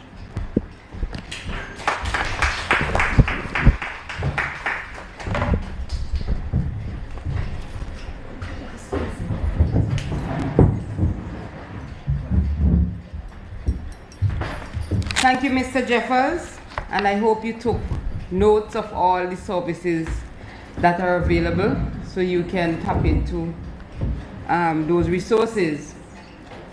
When he mentioned that we had International Men's Day, to be honest, I didn't remember. I say this because my son said to me yesterday, he said, Mommy, this thing is annoying. I said, what? Because every day you come home and talk about elimination against violence against women and girls and women and girls. What about the men? And he's only 9. So he's beginning to think that all this thing is about women and girls and men don't have anything going on. So we really have to get the men thing going as well. We do apologize. So thank you, Mr. Jeffers, for that presentation. Now, ever so often we hear about violence against women and girls and we think about the physical aspect.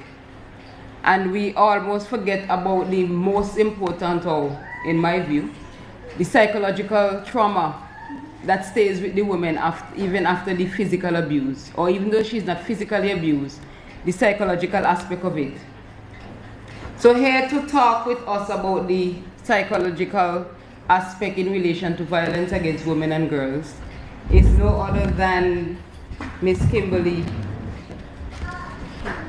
Cambridge from the Ministry of Health.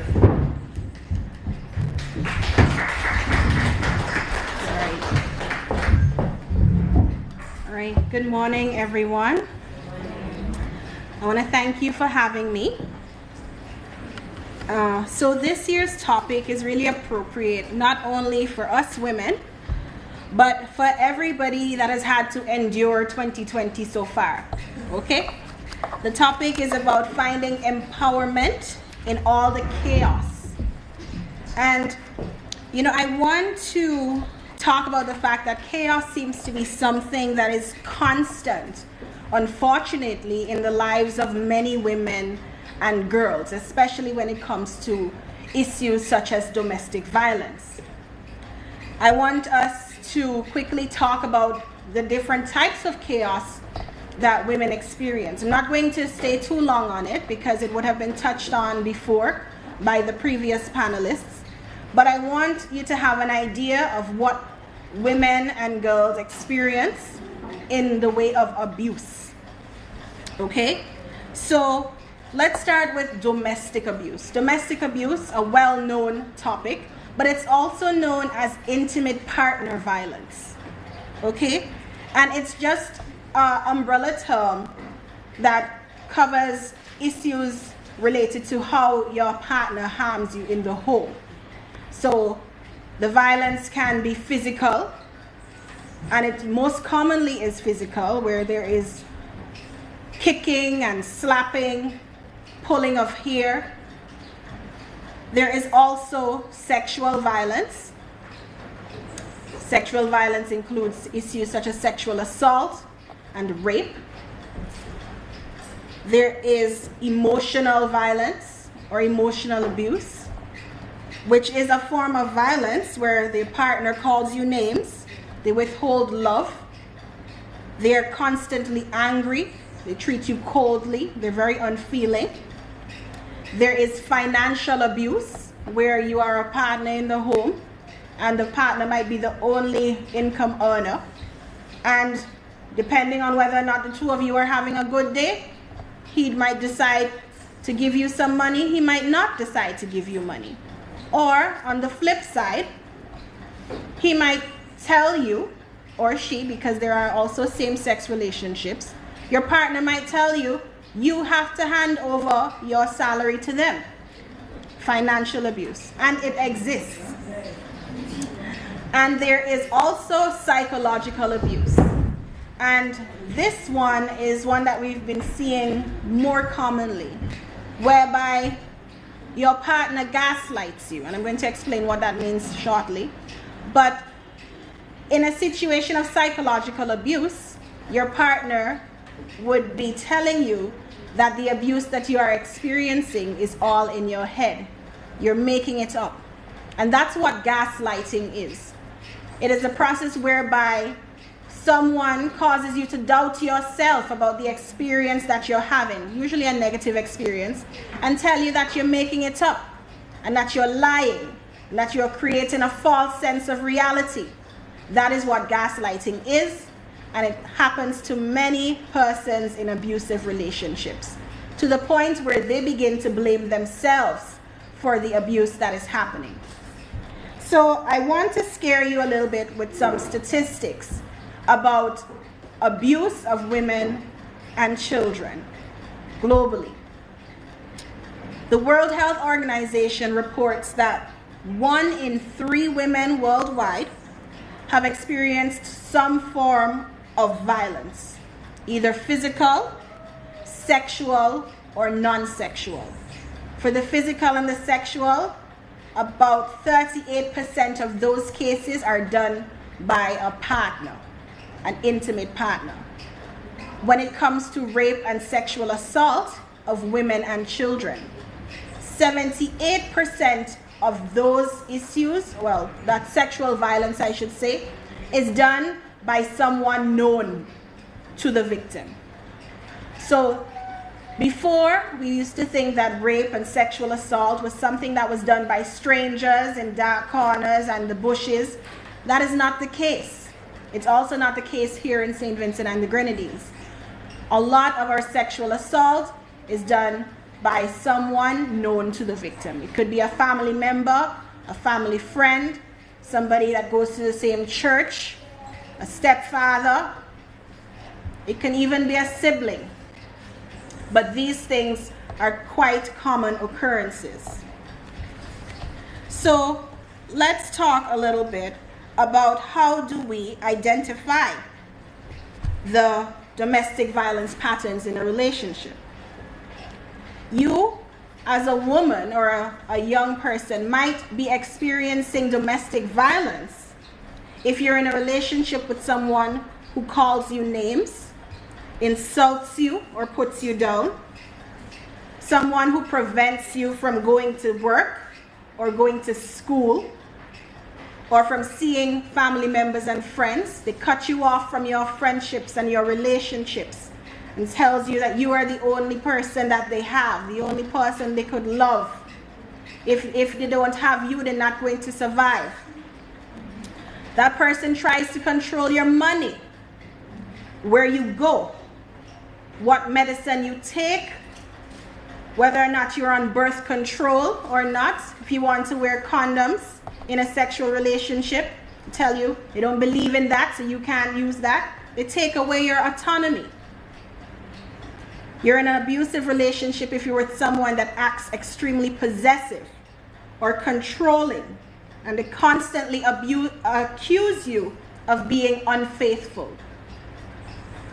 They get angry when drinking alcohol or using drugs, and as a result start to hit you or engage you in some sort of physical violence. They hit you with a weapon, or they use a weapon against you, plan you, they call it planning with cutlasses, I think that's the term. Hitting, kicking, shoving, choking, slapping, damaging your children as well, that's abuse. Even harming your pets. If you have a dog or a pet that you are particularly fond of and they kill that animal, that's abusive behavior. If they force you to have sex or engage in sexual activities against your will, sexual abuse. If they then blame you for their violent behavior or tell you that you deserve it, all of those fall under the umbrella categories of domestic violence, especially if you're in a relationship with that person or you share common spaces, households with that person. So you might also be in an abusive relationship if you're in a same-sex relationship and that person threatens to tell you or tells you that the authorities are not going to help you because you're a lesbian. They tell you that if you leave the relationship, everybody's going to know that you're a lesbian. And then they justify the abuse that they give you because you're a lesbian. So, how do we break the cycle? First of all, we have to encourage women not to take the blame. In psychology and in the work that we do, a lot of times domestic violence victims and women and children that are being abused are afraid to speak out because they have been conditioned to take the blame. What does that mean? You have been abused for so long that psychologically it has worn you down to the point that you blame yourself. It has to be something that you are doing that is causing you to be treated in this particular manner. So the partner blames you for the violence in the relationship because abusive partners rarely take responsibility for their actions. You might not want to seek help because your partner only exhibits abusive behavior with you. So who is going to believe you when you are the one being abused in the home, but the partner presents a really good personality and character to everybody else? It's really hard to get other people to believe that, especially if your partner is somebody that may be high up in the church, for example.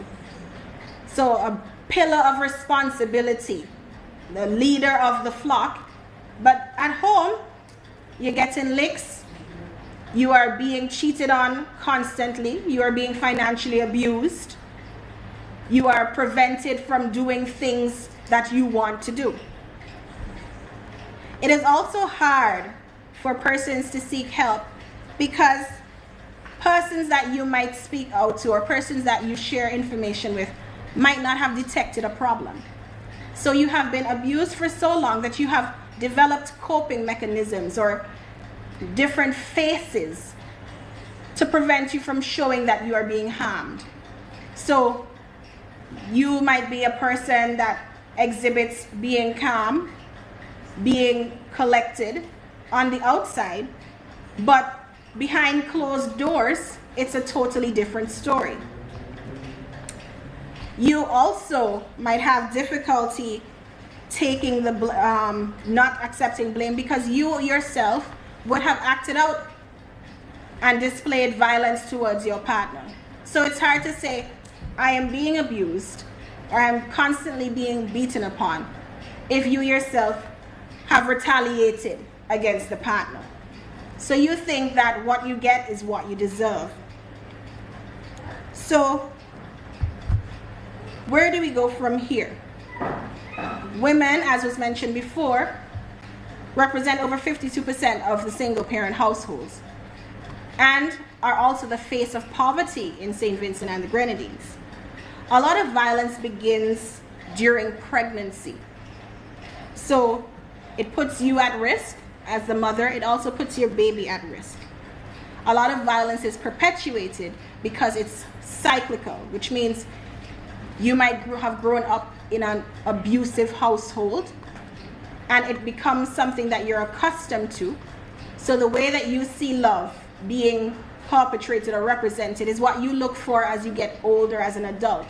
So when you end up in a relationship with someone that abuses you, it becomes acceptable. It becomes the norm. It's what I'm accustomed to. So being abused when you get older is something that is commonplace.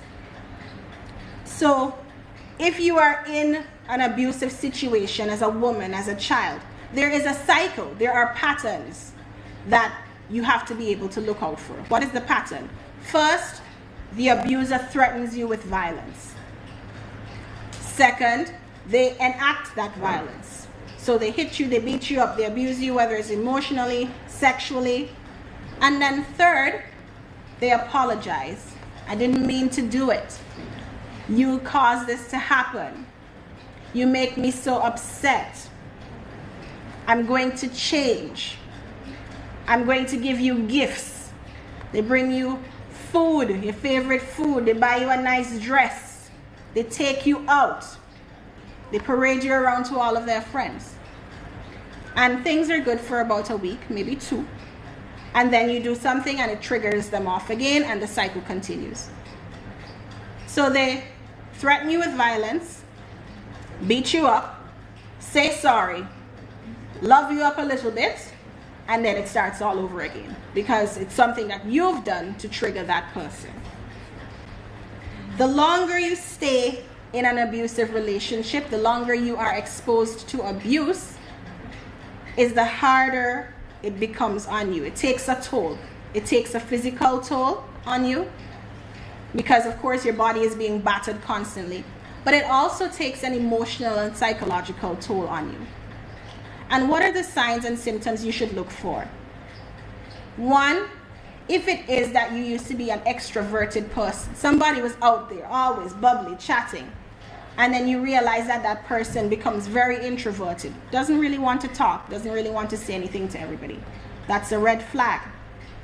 Secondly, if it is that the person is constantly wearing really long sleeve clothing to hide bruises, maybe a lot of makeup to hide a black eye, always in the hospital for some break or something like that, a broken hand, a fractured leg, back pains, red flag. If it is that your child, and we're talking about the children now, if the child has been abused, the child becomes very socially awkward. They don't want to share. They don't want to talk to the teachers. Red flag. They don't want to play with their friends. Red flag. If the child becomes extremely hypersexual, having conversations about things that you know is not age appropriate, it's a red flag. And all of these are things that you should be looking out for as the parent, as the guardian of children like that. So we're talking about empowerment as well. These are negative things that happen to women and children, and they're common because this is a situation that, well, not a situation, but this is a topic that comes up year after year. So the abuse is not new. The sexual abuse is not new. Domestic violence is not new. But how do we break it down? How do we break the cycle? What is available to the women? How do we help? So first, we don't take blame. When we take blame, it's a very heavy burden to carry, and we can't move because it's such a hard baggage. It's such a heavy baggage. So the blame is not ours. The blame belongs to the abuser. 2, seek help. There is a counseling department available at the hospital. Mr. Jeff has just shared that the Ministry of Mobilization has a gender affairs division that is available to women who have been abused. There are therapists that you can seek out privately. If it is that you have a pastor or spiritual advisor that you trust, you can reach out to them. If there is only one person that you know that you can trust and talk to, and even if that person might not know how to help you, they can direct you to someone that can give you assistance, do that. But you have to be able to seek help from someone. 3, of course, break the cycle. Spot the patterns. 4, create a safety plan. Why is this important? In situations where women and children need to get out from a home where they're being abused, whether it is physically or sexually, you don't go around telling everybody, I'm going to leave my husband and I'm going to go XYZ place. You don't do that. You create a safety plan. Even you tell one person and one person only. Every now and then you start to remove some things out of the home. You have a go bag, pack a go bag. Get a little duffel bag, get your most important documents. And you take things out bit by bit from the house. That is not too noticeable. And when your partner is away, is at work, is not there, leave. You don't tell anybody where you're going. You leave and you get to a place of safety. Then you protect your communication and your location. You don't want to have your information on the phone where they can easily read your messages or access. You speak to your one person in direct contact and you tell them, I'm going this particular place, and that's it. But you do not divulge your location or your privacy. I'm not sure if I'm at 5 or 6, but generational change. This is really important. How many of us here today are parents? Everybody, almost everybody's a parent. So, mothers and fathers of boys, you have to start pushing change in the mindset of your sons. That is really important. A lot of the times, some of the older men are more resistant to change. So there's a phrase that says, bend the tree while he's young. You have to do that. And it starts as simple as a scenario where boys don't get to interrupt girls when they're speaking, so that there is no sense of entitlement when it comes to what boys have or are allowed. So you have to change that. The way that your sons speak to women. Show respect. And it's common in the classroom as well. The way that they speak to their teachers. Show respect. When it comes to them opening a door for a woman. Even things like that. Little things that you can do as a parent to ensure that your sons do not grow up to be men that harm women or men that view women as less than. But you have to break that when they're young, because as they get older, they're going to be exposed to other types of parenting practices and other children who bring those negative parenting practices into the school. So your values and your morals have to be stronger in your children than those of their peers. And that is something that has to happen from now. It has to start from now. In the kindergarten classes, in the primary schools, and in the secondary schools before they reach adulthood and cannot be changed. Education is going to help to empower women. The more you know about how you can advocate for yourself, about the laws that are there to assist you, about the places that you can go for safety, is the better it's going to be for you. Gender equality is something that also needs to be taken on board. The Ministry of Mobilization is supposed to be working on the Sustainable Development Goals of gender equality, so that women can be seen just as equal as men. And as was rightly said before, that there be no set limits to what we can accomplish, and we do not feel as if we are intimidated by men in higher positions of power. When we level the playing field for everyone, then there is no way that we can be taken advantage of, whether it be physically or sexually, because we know that we are all on the same playing field. Ladies, from a therapist standpoint, I want to give you permission to leave relationships that do not serve you. And by relationships, I do not only mean romantic relationships, but I'm also talking about friendships that suggest that you should remain in relationships with your partner. You have to stay for love. Though that is not a good friendship. A good friendship is not going to encourage you to remain in an abusive relationship. I also give you permission to leave toxic families. Because there are a lot of toxic families that are out there perpetuating sexual abuse and hiding things and saying, if you go and you speak out, if you make a police report, you're bringing shame to the family. That shame is not our shame to bear. It is the shame of the person who abused us.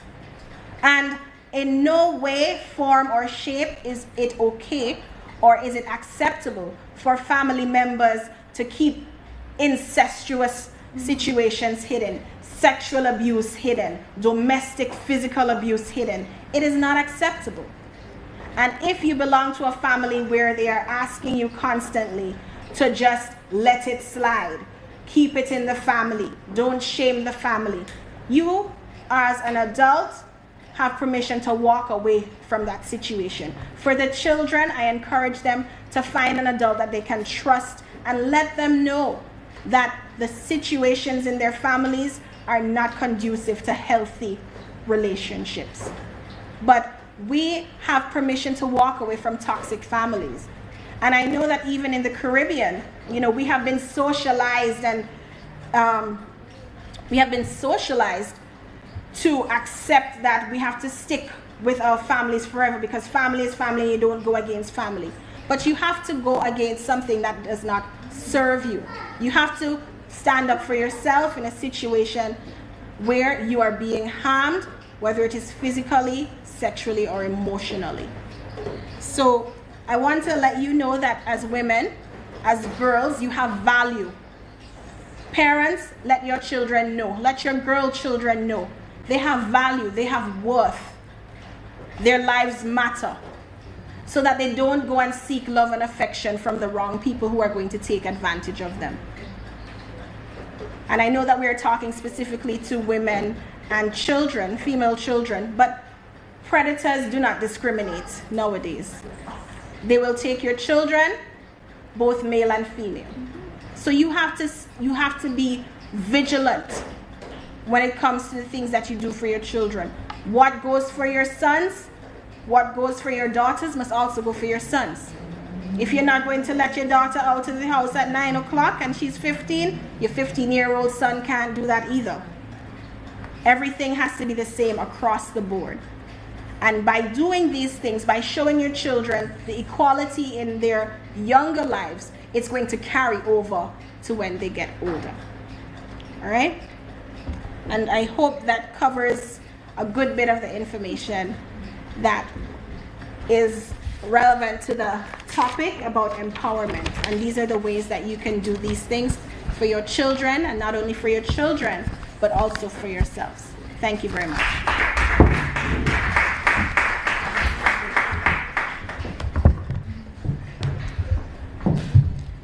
Thank you, Kimberly. And that again is a mouthful. I almost said preach it and amen and all of that, because she was touching things that was so common and at home to many of us. Everybody okay? Are we ready to go? Is that a yes or no? All right, so we have our final presenter that will be coming to us. Let's give her a round of applause as she comes. Mrs. Dublin. And remember to save your questions, please, until the end. Thanks. Good morning again. Good morning. I bring you greetings from the President of the National Council of Women, Mrs. Beverly. Oh Lord God, I was almost called a Neptune. Mrs. Beverly Richards. It's a good thing, well, I have over 60-something pages on which I could have presented from, but I wanted to make this a little bit more intimate. You know what I mean? So when I leave here, you'd have an understanding of what my life has been like, because I am a victim.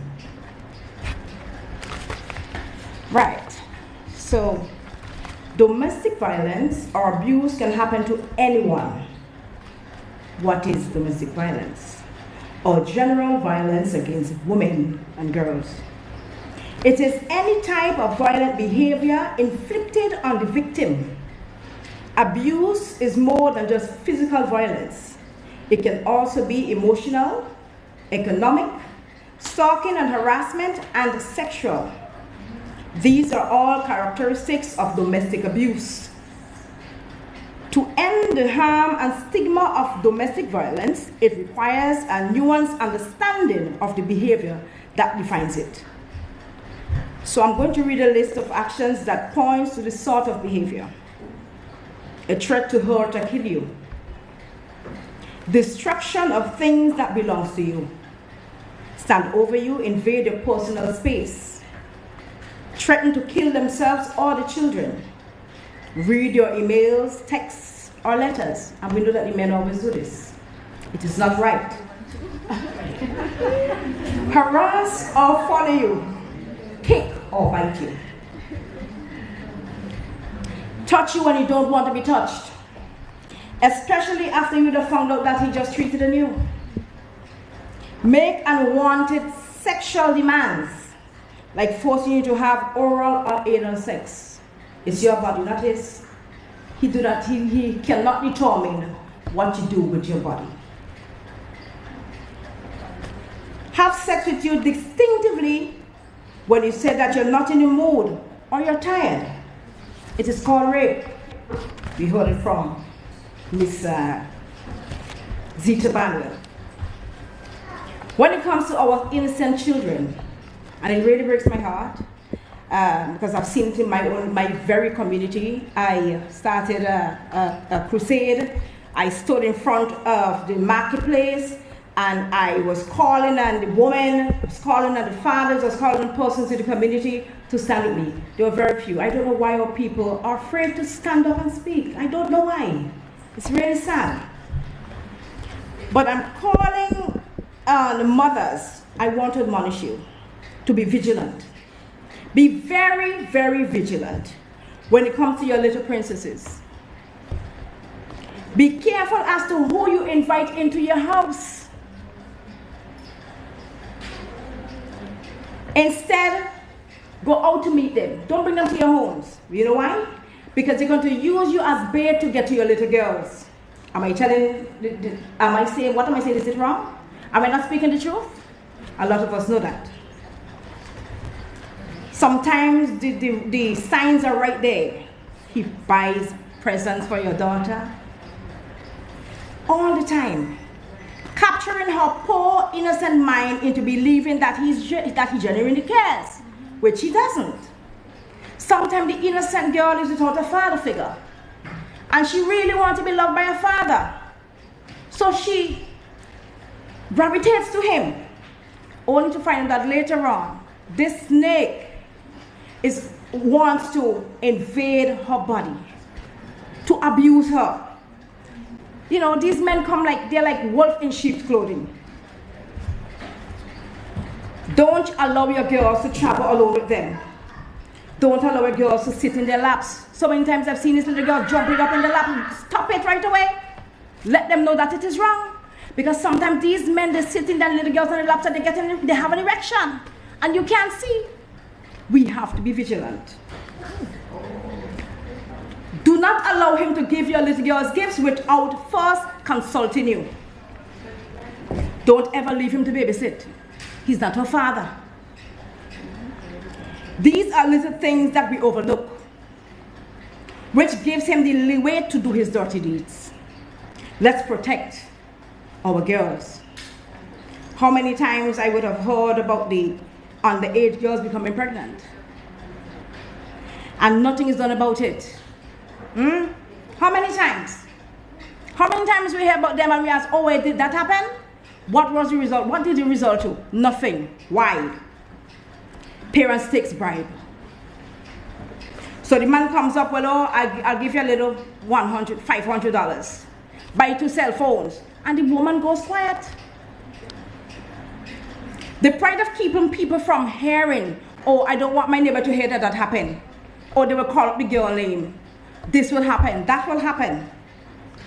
And sometimes, we have the men in society, jacket and tie. We don't want to call the neighbors. Why? Because they're getting a ride in the morning, and because the name is Mr. this and Mr. that. We allow our children to live with the scars for life while we're protecting that monster. It needs to stop. Finding empowerment in all this chaos. One may ask, what is empowerment?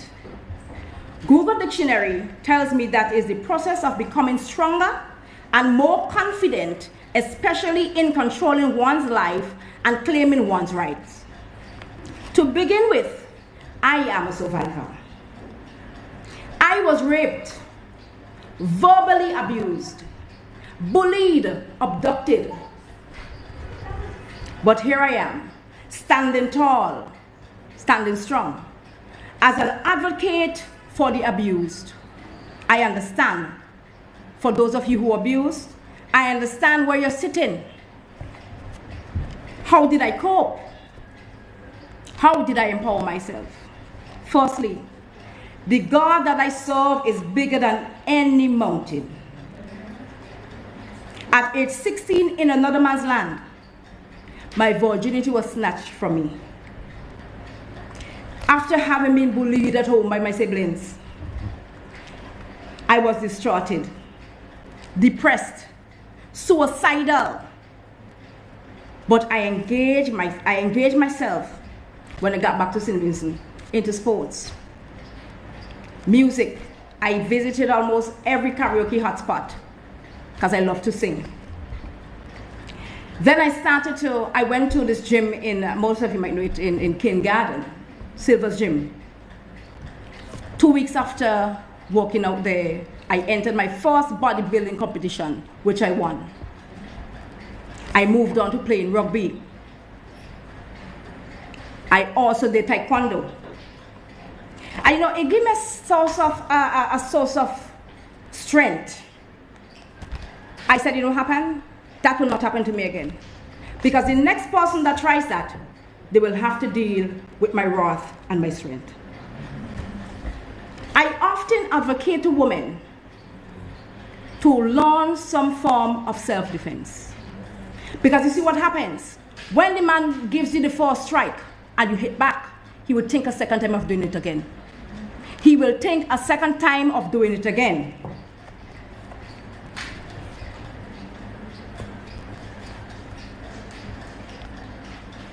I would have struggled. I struggled. There were times where I felt like I didn't have any worth. There was such a void so deep down inside. Sometimes I wonder why. I ask God, why me? I am so loving. I try to help everybody. Why me, God? Why me? But today I understand why I had to go through all of that.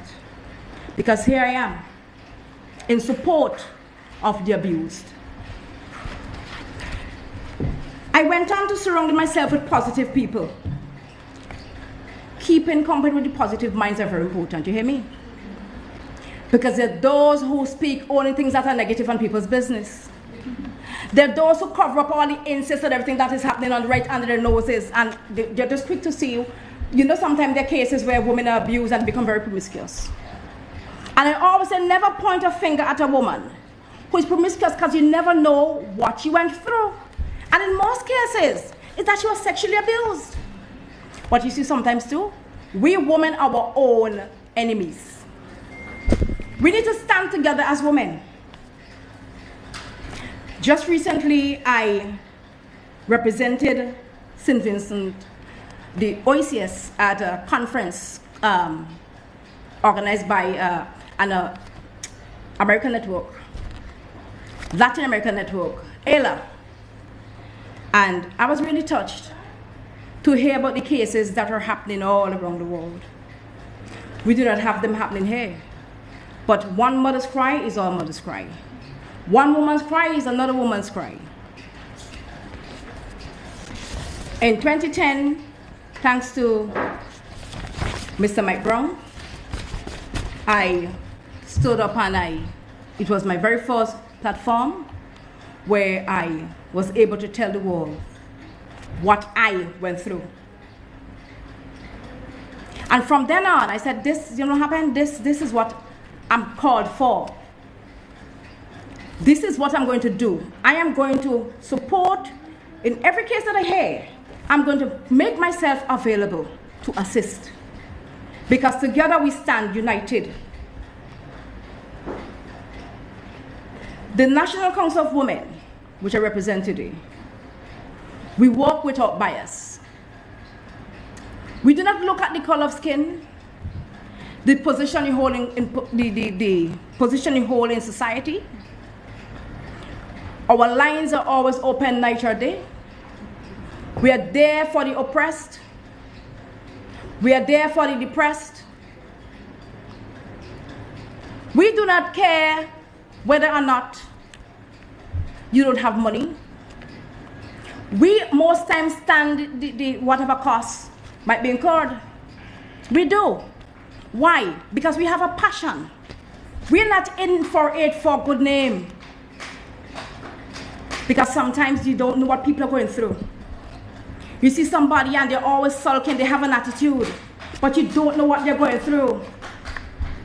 Sometimes it runs deeper. It runs very, very deep. But we have to help one another. National Council of Women recently teamed up with this international feminist group. As we've mentioned, it's a Latin American network, which seeks to save and empower abused women and children around the world. I think I lost my page. When I look at the stats, when I did my research, the stats I would have gotten from the gender affairs in the Ministry of National Mobilization, and I listened to all the things, all the cases I'm hearing about when it comes to incest, rape, teenage pregnancy, I had to laugh. Because it's not consistent. It comes nowhere near what is happening. It comes nowhere near the numbers that we have in St. Vincent and the Grenadines. We often wonder, we go to the police and they do nothing. Why is it that nothing happens? You know why nothing happens? Because when we go to the police doesn't have anything to work with. If the police goes to lock this man up, the perpetrator, he comes out, right? What happens then to the victim? Is there a safe home for her to go to? If a neighbor decides to talk about what she sees happening in the neighbor's house, it might be sometimes in the case of incest, this man beats this woman black and blue. You go to the police. Well, what's gonna happen next? You're gonna hear your name. Oh, we got information from Miss so and so and so. Putting that person's life in danger. So what do we do as a people? How do we go forward? We first need to raise the awareness among our children. We need to teach them. We need to let them know that certain things, the rights from the wrongs, what not to accept. We need to tell our little girls they're beautiful. We need to tell our boys, compliment your sister. It begins at home. That education begins right in your home. Because if you don't have that foundation there, you don't expect them to go to school. You don't expect them to go to the workplace and exercise those morals. No, because they didn't have it first to begin with. We need to stop the hush-hush. I'm not going to go any further, but I'm going to say to all of you, men, I'm really happy to see you here. Sisters, let us work together. Let us continue to work together. I do not want this workshop to finish here, because some of us would like to talk, and there's no action behind it. So I want to see out of this workshop, I want to see some action. And there's some of us who can help. Maybe we have a downstairs. We can work together with the NGOs. You can work with the National Council of Women. You can work together with the Ministry of Gender Affairs. And let us see how we can help somebody. Because it's not easy when there's a woman. She doesn't have a job. She has her children to send to school. And it's hard for her, even though she wants to get out of that situation, it is hard for her to move because she doesn't know where the next dollar is coming from. Let us also find ways and means of empowering a woman by creating work. Let us have workshops where we can teach a woman how to multitask, how to be skillful. So you're home cooking, you try your hand at something. But see, sometimes some of our women have too much pride. We think we don't get a job with the government. We sit down home and say, oh, I can't find work. But you can make some, when Tambran is in, you can make some Tambran balls. You have to start small. Look at Oti, look how he started. Look how he started. We don't need much. There were, a couple years ago, I was unemployed. And I didn't have much money. And I said, you know what happened? I'm going to exercise my faith. And I'm going to start a business. And I said, you know what happened? My son's birthday is coming up on May the 20th. I am going to start the business on May the 20th. So I'm going to throw off about the party on the beach. I would have gone around and inquired about kayaks and how I can purchase kayaks. So I did that. I purchased some kayaks. At the time I could have only afforded 4. And I did my flyers and so on, and I told persons, well, no, I'll be opening this day, and I got started right there. We don't need much. We need to learn how to be innovated. See, sometimes we talk about how to end the problem, but we first need to understand, we need to find out what the root of the problem is. And sometimes prevention is better than cure. So this is where I end. I'm very happy to have done this presentation today. My fellow panelists, they have done a great job. I hope that you are educated. I hope that your mind frame is a little different than when you walk in this morning. So may God bless you.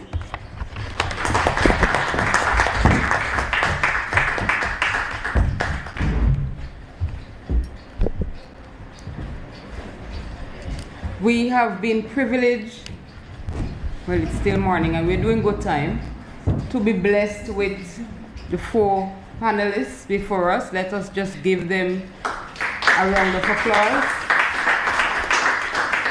And they have given us a wealth of information. And ever so often we have workshops and persons come and they sit and they get the information and then they don't share it so that other persons can be empowered as well. We are the change that we seek, according to Barack Obama. It starts with us. We sang a while ago, if we hold on together, our hopes and our dreams will not die. Now we are in the segment where we're going to have our questions. I hope you would have written down not so many. I'm just joking. I hope you have all the questions because we don't want our panelists to be doing all the talking. We want to make it an interactive session as much as possible. So are there any questions? Yes? Okay, you can stand and if you can project your voice. Okay, good morning everybody. Love to thank the panelists for wonderful presentation. Not up to the class as we would like to say. I thought from Mr. Jeffers about the theme of the program and the single mother program, single parents program. I know we are accustomed to that very old cliche that says, the hands that works the cradle rules the world. And when I listen to all of the presentations, I'm wondering where that particular piece of cliche fits in our culture. It seems as though as women, we are complaining about what we have to do. We are the ones who give birth to our sons, and I believe that we need to take a little more responsibility. Mothers and grandmothers and aunts and all of that, we need to take a little more responsibility. But Mr. Jeffers, specifically to you, is there a component in the support structure you have when our young ladies come in their teen program to specifically focus them on what they can do to help us in this particular predicament? Because I'm supposing that a lot of them may have become pregnant, some of them may have become pregnant through these unfortunate situations that they don't want to live long in these different situations. But is there something that focuses them specifically on how they could be a change by bringing up their sons to think differently so that we don't have a reputation of what they would have done? Okay, thanks for the question. I want to state though, from my own personal experience, because I grew up in a single parent home.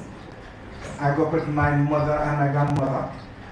Even though my father was around, he never had a direct involvement in my upbringing. And I want to smile and say then, but look at me today. Thankfully for their upbringing, I am proud to say that I am the man who I am today because of them. But I also have uncles and leaders in my community who took a vested interest in my own development.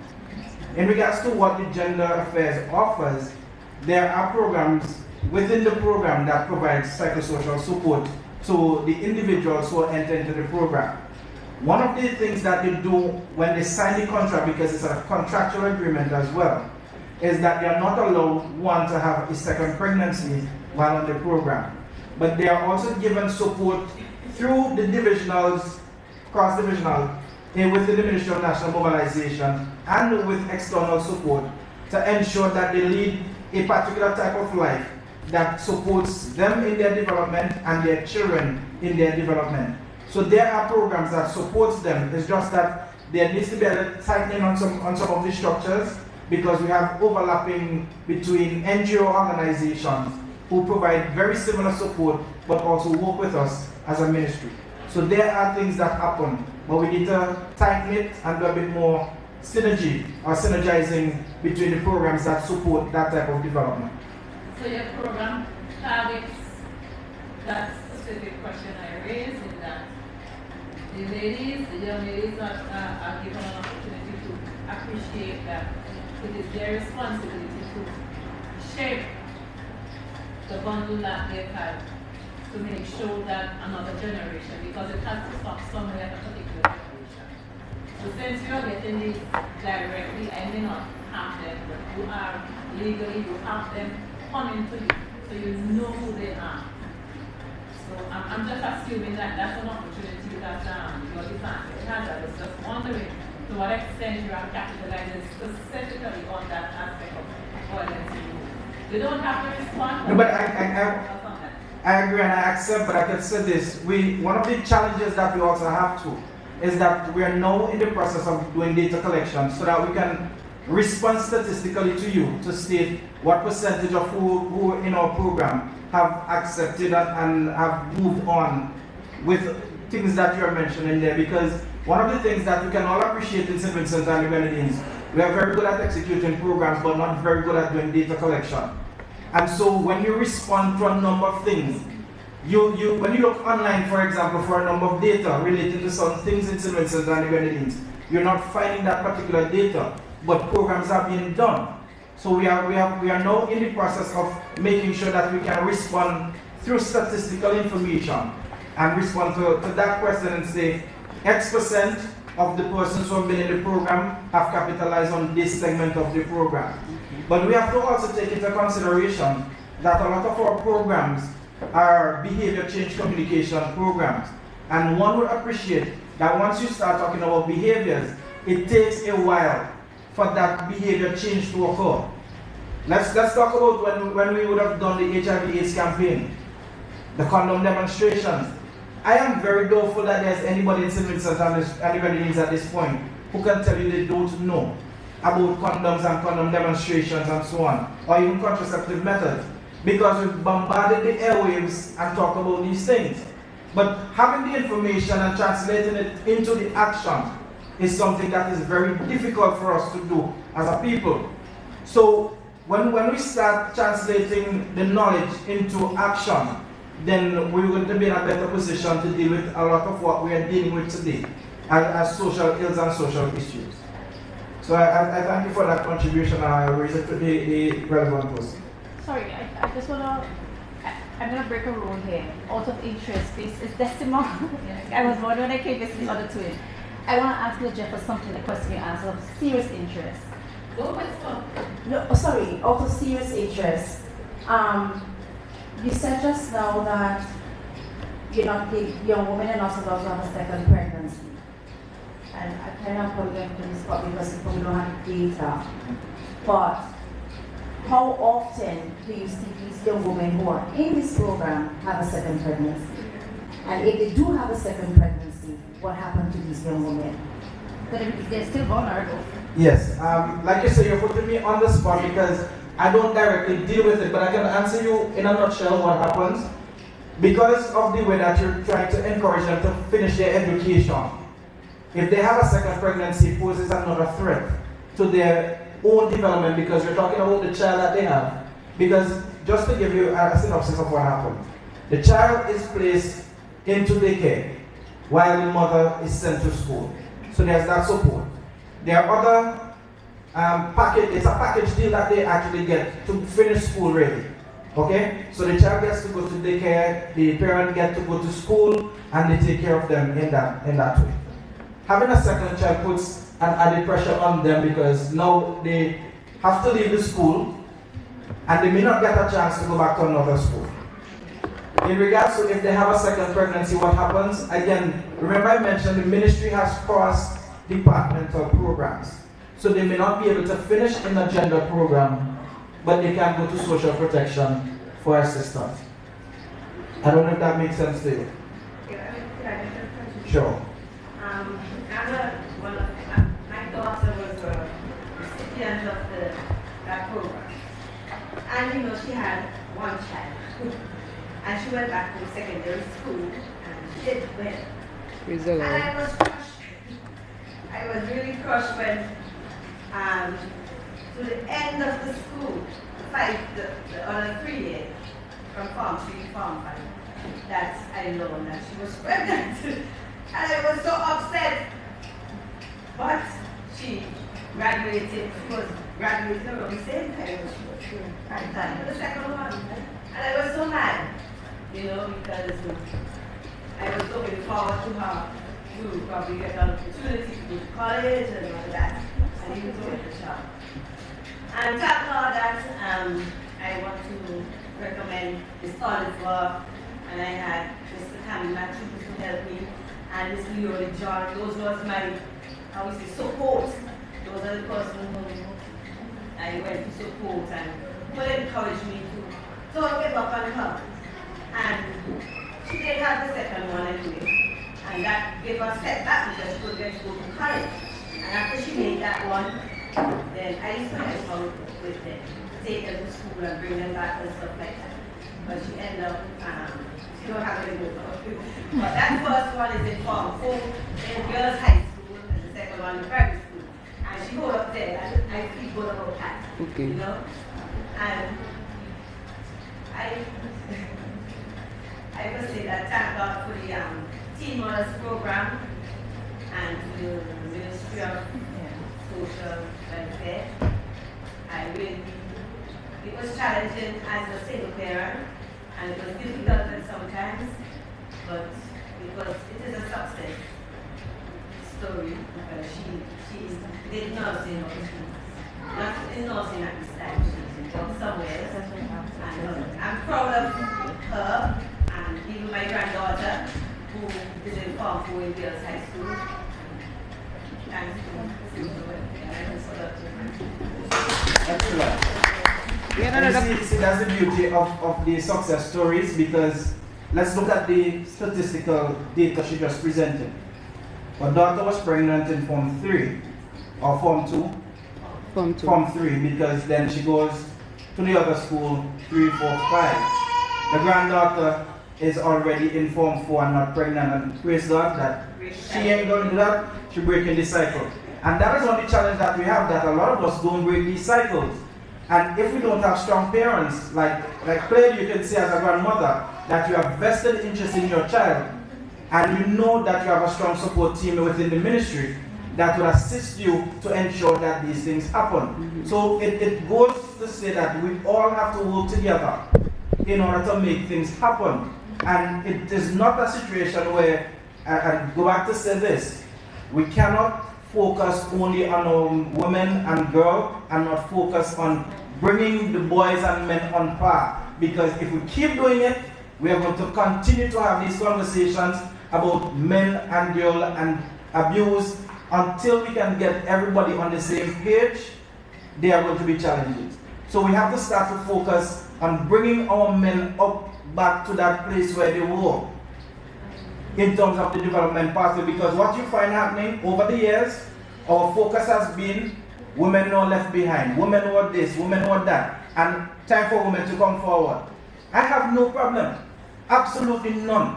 As you can see, I'm the only male between these beautiful roses here. And I have no problem interacting and engaging women in this type of conversation.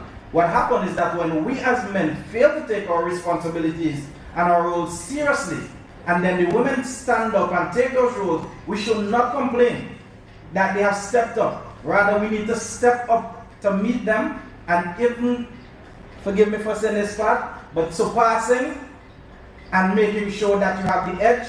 Because in some men's mind, and this is the whole materialism thing coming out, that you must be ahead and you must be far ahead. If you are able to do that, you're going to see as you start matching your female, it presents itself a healthy challenge. But then that in itself presents another challenge. What if the male is not able to see these things as being good for their home? Because there's healthy competition. If you go and, for example, you get a degree and your wife is fighting to get a degree, you support her to get that degree, and then you start talking about you both getting a master's. We're not talking about the finances here. I'm talking about everything being equal, that you have an opportunity to do these things.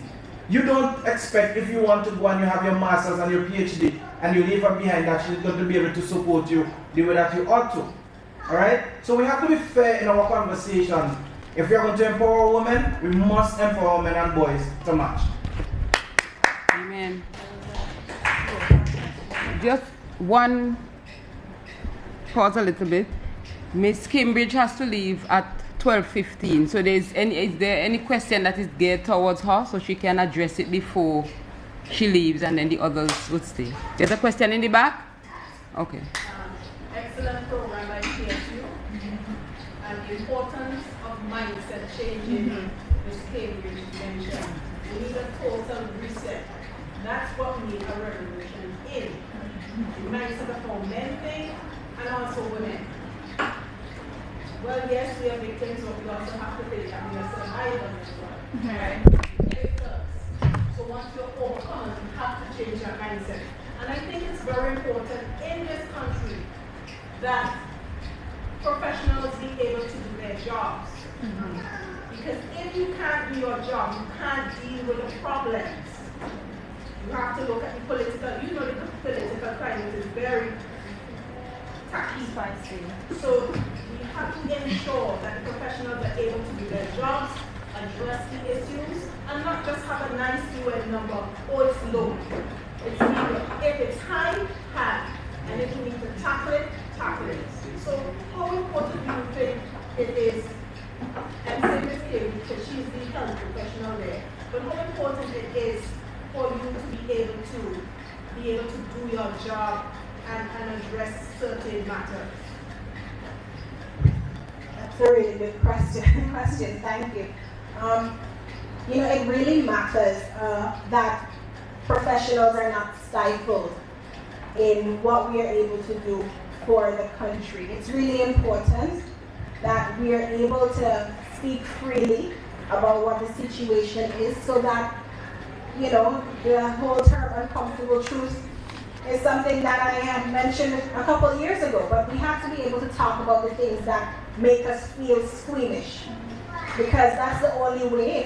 If we keep sweeping the dirty under the rug, then we're just going to have a pile of garbage, and it's going to make us sick, and it's going to infect the whole country. And if we don't lance the wound, if we don't cut it and get all the nastiness out, then we're always going to be sick. And I think a lot of the times, you know, of course there are protocols that we must follow, and, you know, we have confidentiality agreements and ethical guidelines that we live by as professionals. But at the same time, we also have to be able to let parents know that there are serial predators out there. We also have to be able to speak to the workplaces about the fact that there is rampant sexual harassment that makes a lot of the workers in the workplace feel uncomfortable. And not only does the whole aspect of sexual assault impact the victim, but when the victim is a breadwinner, is a parent, all of these issues have ripple effects that trickle down to everybody. The mother is affected, the child is affected, the community is affected, health is affected in general. Society is affected when there are these types of sicknesses going on and we're not talking about it. So we have to be open to having these discussions, having these uncomfortable discussions, having discussions where you have to do a lot of introspection about how you are a part of the problem, because a lot of the times we are part of the problem itself. As women, we have to be strong and empowered enough to speak up about the fact that sometimes we are too scared to come forward and say things, or we are too intimidated by what other people will say about us. So that is a mindset that we have to change. We have to change the mindset of how we parent. For example, everybody is very, very much off kilter when somebody criticizes their parenting practices.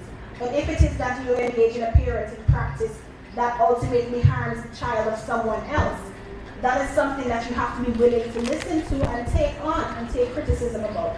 But if it is that every time somebody speaks up, they are vilified in the media, or they're vilified by any type of political party, it's going to be very hard for persons to want to come forward and say anything. So we have to put aside party politics and think about things at baseline Vincentian level. Because when it comes to assault, when it comes to victimhood, we don't stop to ask which party the victims belong to. The assault happens to children of each party supporter. Okay, we don't see color when it comes to assault. Assault happens to anybody and everybody. Okay, so that is really important that we're able to speak about things. Is it bipartisan? Yeah, we have to non-partisan. We have to speak about things from a non-partisan perspective, put all of that aside and focus on the victim that actually needs help, the person that needs help. All right? Any other question from Cambridge? Okay, so we can. Thank you so much, everyone, and I wish you a very good afternoon. Please let's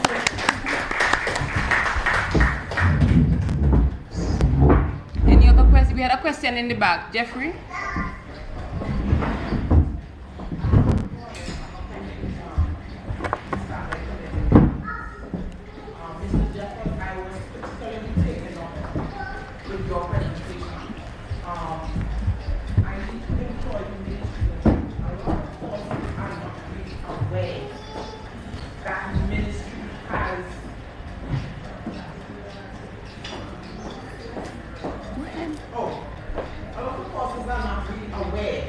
Ministry has this kind of program, should I say there is a misleading conception as to what really is the role and function of your ministry.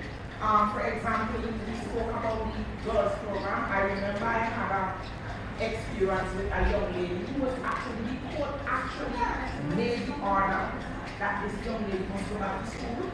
But when you got to the Ministry of Education, you had a merry-go-round. And that seems to be one of our shortcomings in citizens. We need great collaboration with the ministries. We need to be all singing from the same song. If you're talking about youth development and development of young women in terms of them going back to school, I cannot be coming to you and you giving me a lily, and then when you send me to the Ministry of Education, you need a group of people who sit down there who behave like this. Listen, I just spoke about that. And it happens. We cannot run from it. As you're saying, we really need to start it happens. One of the problems is the persons who are actually put into these positions. For example, I could go on our Monday night radio program and I could talk excellently about the Ministry of Mobilization. I could say we have a symposium and I stand up to support Mr. Jeffers on their initiative, and these are the programs that they're putting in place. And then you might have a flush by your ministry Monday because people now become more aware that these services are offered. But when you reach to this ministry and you put upon the people, I'm going to say colloquially, you put upon the persons who you're actually supposed to put your problems to deal with the issues. These people are, it's unfair for me to say that they are not trained, because I don't know if university they went on what is their level of training, but the come over, it really is sour. And that is one of the things that we need to address in the ministry. The way people deal with this, you still get this kind of idea that it is about party. You still get this kind of idea it's about who know who. We cannot continue to run cities and events in that forum if you're talking about developing people, if you're talking about, and I don't say develop women and boys, I'm talking about developing gender. If you're offering support because hurricane blow down the building, I would have marked this in when I did the COVID campaign. And when I look at some of the houses and the way people live, I'm still questioning if we really have a social welfare department. But in all fairness, you are doing your part, so you need to make sure that the persons who are carrying out these surveys and somebody needs to have a proper follow-up program. There's some fall down somewhere. So the people who really need the help, it is not reaching to them. Right? And I really have to take this opportunity to commend you, and I'm going to ask you to please continue to work closely with the Women's Committee and the Youth Committee of Public Service Union. They do a lot of work. We try to do a lot with your program. I must commend them on that. And I'm really putting a part in the ministry to please reach out so that we can bridge the gap. Okay? And let the people who really need support, let us see them getting it. Let us see you have your API saying that I would have, because even if they have 20 and you meet the need of 5, they still bring it. But if you meet the need of 5, you don't really need it, you waste the time. Okay? Thank you. Thank you, Sister Jeffrey. I could feel the passion. Are there any other questions?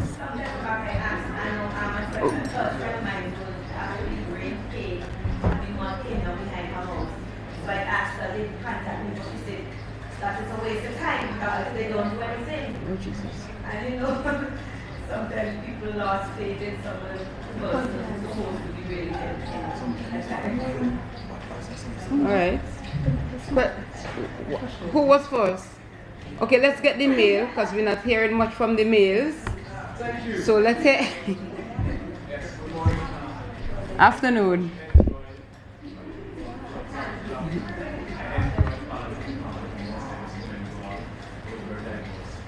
My question is to you first. I am glad you made mention about the programs of the one as well. My question is, you mentioned the RPR program, and that used in prisons, but do we have any provisions for young men in terms of counseling otherwise? Because one of the issues that we have, young ladies, especially who are pregnant, they don't know in the ground stage, for example, is that something they will have to save young men or them. So we need to actually approach this different. So what we have on the books for this. All right. So you sure you want me to start because you're touching where I look. I remember in 2008 we had this conversation, and thanks to the US Peace Corps, we took a team to St. Lucia to be trained in new methodologies and innovative ways to address male issues. A group out of Jamaica called ASHIC was already doing a lot of work in the Caribbean. And at the time, I was at Youth Affairs doing community outreach programs. So I was part of the team, myself, James Brown, Fireman Hooper was the team along with 3 other Peace Corps volunteers, and we went there to learn how to be innovative in engaging men. Upon return to St. Vincent, we engaged in several consultations across communities and found that persons were looking forward to having something that was non-traditional, non-confined. So we sought to design a program called MAP Empowerment, which is Men as Partners. And what MAP Empowerment was geared to do is to engage men and boys in looking at relationship issues, look at discussing gender inequalities, and to look at everything related to development for men. So I took the program to the rum shops, to the youth on the block, to the football fields. The last program I did was in Dixon, where I spent 6 months in the community doing developmental issues, Because the way that the program was designed, I would take in persons who are involved in the health sector, persons who are involved in the legal sector. Because when you start talking about, so for example, you heard this panel talk about legal rape issue, because we had in our head what you're married is mine. So I took somebody from the legal fraternity to explain to them, you could still be charged for that once she goes to the court and to the police and reports the matter. Alright? So we had that program, it is still continuing. Unfortunately, COVID has caused us to pull back because these programs are very interactive with our men. I know we've started one in Diamond. It's usually an evening, it's about a 2 hour. The methodology uses this. We train the facilitators to engage the men without walking with a book or paper. So we show movies or we engage in interactive discussion, condom demonstrations, contraceptive methods and methodologies, and we have panel discussions. And the men are free to say any and everything just as they would.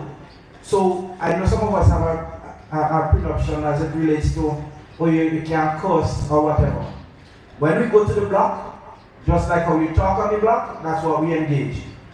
Because we cannot transform you from always swearing to now having a conversation without swearing if we don't understand where you're coming from. So that is part of the training that the facilitators go through. To be able to deal with that, because a lot of us use the idea that, I'm from a religious background and I don't curse and I don't this. Yeah, but this is how they relate to one another. This is how they interact. And in order for us to reach them where they are, you have to come off your high horse and go down to their level, sit on the cornerstone, sit on the wall, sit on the chichon, or sit on the ground, eat with them out of the calabash or the plate or whatever it is, because I also cook with them. So when you come there, unless you really, really know what is happening, you won't know that a session is really engaging. I can tell you when we went to Bottom last in Barley, it was every Tuesday night. And I tried a strategy one night and I said, I'm going to show a Nigerian movie. I was cursed. The people in the community tell me, listen, We ain't dealing with no shoppiness, we want what you started out with. And what was good about that initiative in Beverly had like 7 partners, including the police. Because we had the guys on the block who were there who were smokers. No one ever stopped them from smoking. So, and I'm happy to say that I know one of them is still in the force, the other is no longer there. That's Garvey Thomas. At the time he was a station sergeant. And one that we affectionately call E.T., Elvis Thomas. Those 2 gentlemen worked very closely with me in Buckingham Glass. There were persons who were in that community who had issues that the police had to deal with. After those 6 months that we worked with those guys, the police were very amicable in that area with them. So if an issue happened, they went to the police station without even any fuss. And that is the power of what we did in creating non-traditional methodologies to engage our men. Because what it allowed, they were there on the block during the session. They were allowed to have their little alcohol and whatever, but they stayed by themselves. The police were there, saw them, and said to them, listen, you know what you're doing is wrong. You can be locked up, however, let's work this out. It got to the point where there were fellas who would roll their blunt. Stop, because the police was there, not in uniform. So we're talking here about community policing. Not in uniform, they were in plain clothes just like everybody else, but they were able to earn the respect of the guys. For them to realize, okay, the police is here, they are not roughing us up, so we need to respect that we should not be smoking while they are around, we should not engage in any illicit activity while they are around, and that was able to transform. So now what the guys do, they cook and they lie. If you see any of them going to smoke, they have an area that they go by themselves. They don't do it. I've had one story coming out from there. It was a father who had 2 girls and 2 boys. And for that father, he never could have related to his daughter. Because obviously, he never had any prior training to look at issues of menstruation, or what we call period. He never looked at issues of now having breasts and development, because nobody bothered to talk to him about those things. But the mother had died, and it was him alone. But thankfully, when he engaged in our program, he was able to understand these bits and pieces. And I heard him coming to ask me, what 32 mean? And what 36 be mean? Now, when you hear a man coming to ask you them question, you know he starts doing some serious thinking. And so I had to explain to him it's a bra size, and then I had a bra size chart that we able to walk through and explain an A, a B, a C, a D, double D, and whatever else. Right? And so he worked with that. So the program is there, and it has been implemented for a while. We have a technical manual that was developed and an implementation plan. So things are happening. And like my good friend said, what you're finding happening now, the Ministry of National Mobilization is now more in the media than before. And so persons are now hearing. And soon we're going to be engaging, and we're waiting for some just final clarification on it, to have breakfast conversations where we're going to be live on this social media platform. Our minister is very interactive right now. He's there. We have the heads of department who are willing to work. We have persons, and I know you mentioned a while ago, Ms. John, and she said, President said today, one of the social workers within the ministry, and they work. The problem is that they've been working and nobody has been putting it out there, the type of work that they did, or the work that they're doing, and the times that they're spending with clients. Because you see, when we're finished with our men like that, I send them to Ms. John. So she have a conversation with them to deal with, because they go now and say, well, Ms. John, I have a daughter, and this is the case. I'm able to send 2, but I can't send the 3rd one. So she works out with them, how that can be worked out, and the 3rd one gets to go to school. So we have those in place to address the men. My follow-up question is that I realize you mentioned Mr. Jim Brown, I mean, Mr. Jim Brown. Yes. I was actually thinking prior to this that people can empower such forces to actually become confident, to actually look at situations between whether marriages or relationships between communities and actually try and help where that would be brilliant. I don't know what you think about something like that. Apparently, you probably know the situation because James again was trained by the Ministry of National Mobilization in these areas. So he's one of the community guys. He's from Dixon. Right. And I said this. A lot of our persons who are trained are also sports enthusiasts. Because one of the strategies that we've used over the years to engage Ms. John will do her work from that standpoint and reach them to point A. So she goes from A to B. Then we engage those in the communities who will assist to follow, to support what she's doing. And those are persons who are coaches, those are community activists, and they will engage them at another level. So the support system has been there. It is now that it is being made more public, that persons are now understanding, oh, so that is why. Oh, this is why. So for example, a simple thing like public assistance. You hear somebody runs to you and say, well, I reach 65, so time for my pension. It doesn't happen just like that. There's a process that it goes through, and there are persons in the communities who are what we refer to as board members, who will start that process, and then there's a sign-off, and then there's that works out like that. So each thing that you're now hearing of, that we are coming to you with, is not anything that is brand new. They have been there, it's just that now we are taking a vested interest in ensuring that the public is more informed and aware of what is happening. My last question is You said 2 questions. Last question. I just want some clarity to things. You mentioned that with regards common marriage. Common relationship. Right. A scenario where one partner is in the puts out the you say that there are provisions where she could actually pay of the compensation to some extent. But I didn't say that exactly. I'm happy you asked that question to get that clarified. I didn't say that exactly. Now, you're in a common law relationship, as you would say. And there are all kinds of scenarios that come with that. But let's just say, I gave you one when it comes to legal title. Right, and that was basically more or less when someone dies, they get protection. Because while you're alive, you can still fight for the personal life and still be able to have the evidence and all of those things and have somebody in court. But the Domestic Violence Act, remember I spoke about that. Kimberly also mentioned that the new 2015 Act really had widened the scope of the Act to the extent that you don't have to be living in a home, in the same household, to engage the particular the Domestic Violence Act 2015. So if you're in a relationship, you're not married, and you're living, it doesn't matter how long you've been living in a relationship, and man puts you out. And if you're looking for compensation, so let's say years upon years upon years you've been living together, and you have a family, you're seeking, like, if you were married, what we call alimony. Right, no, you don't get that. That's so easy, you don't get that. What you can apply for if you're moving with children, there's ways and means of getting around that. You can go back and say Domestic Act for the Economic Violence, which is, if the man puts you out of the home, what if you go make an application because your lifestyle was such that, and that's for, the court don't give them forever, yeah? When there are minors that are involved, the court may give you up to the point that the child needs the maintenance. So, if they're part of looking after the family, most times women move with their children. Sometimes women are able to move with their children. But if you move outside of the home with your kids, I don't think under this particular legislation, you can simply act and say, well, you know, when I was living together with him, he used to pay the rent, and now I moved out, I need to, pay my rent. It doesn't work like that. So those are some of the things that we're looking at when I say we have to find ways and means, because the reality is we're not really a inclusive society. A large number of women and men cohabit. They're not married, and they carry on some long-lasting relationships and some broken relationships. Thank you.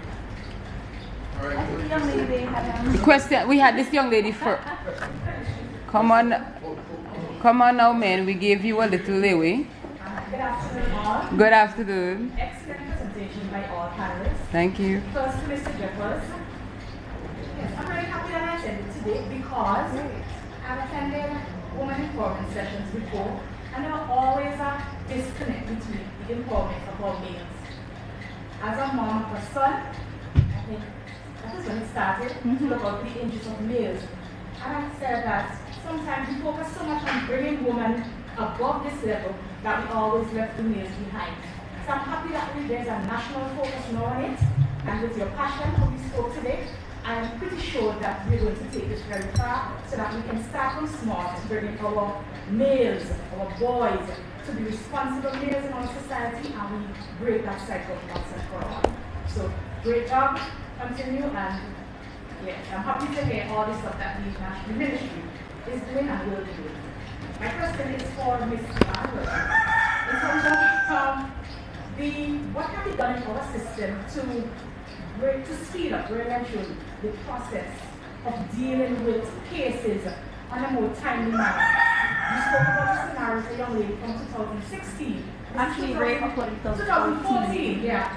And this is 2020. And sometimes we have to wonder now why after 6 years that we have the girls or the young ladies forgetting about it, because I think when we look at the trauma that it brought in the initial stage, to relive that after 6 years, it's really, not fair. So what can be done in our system?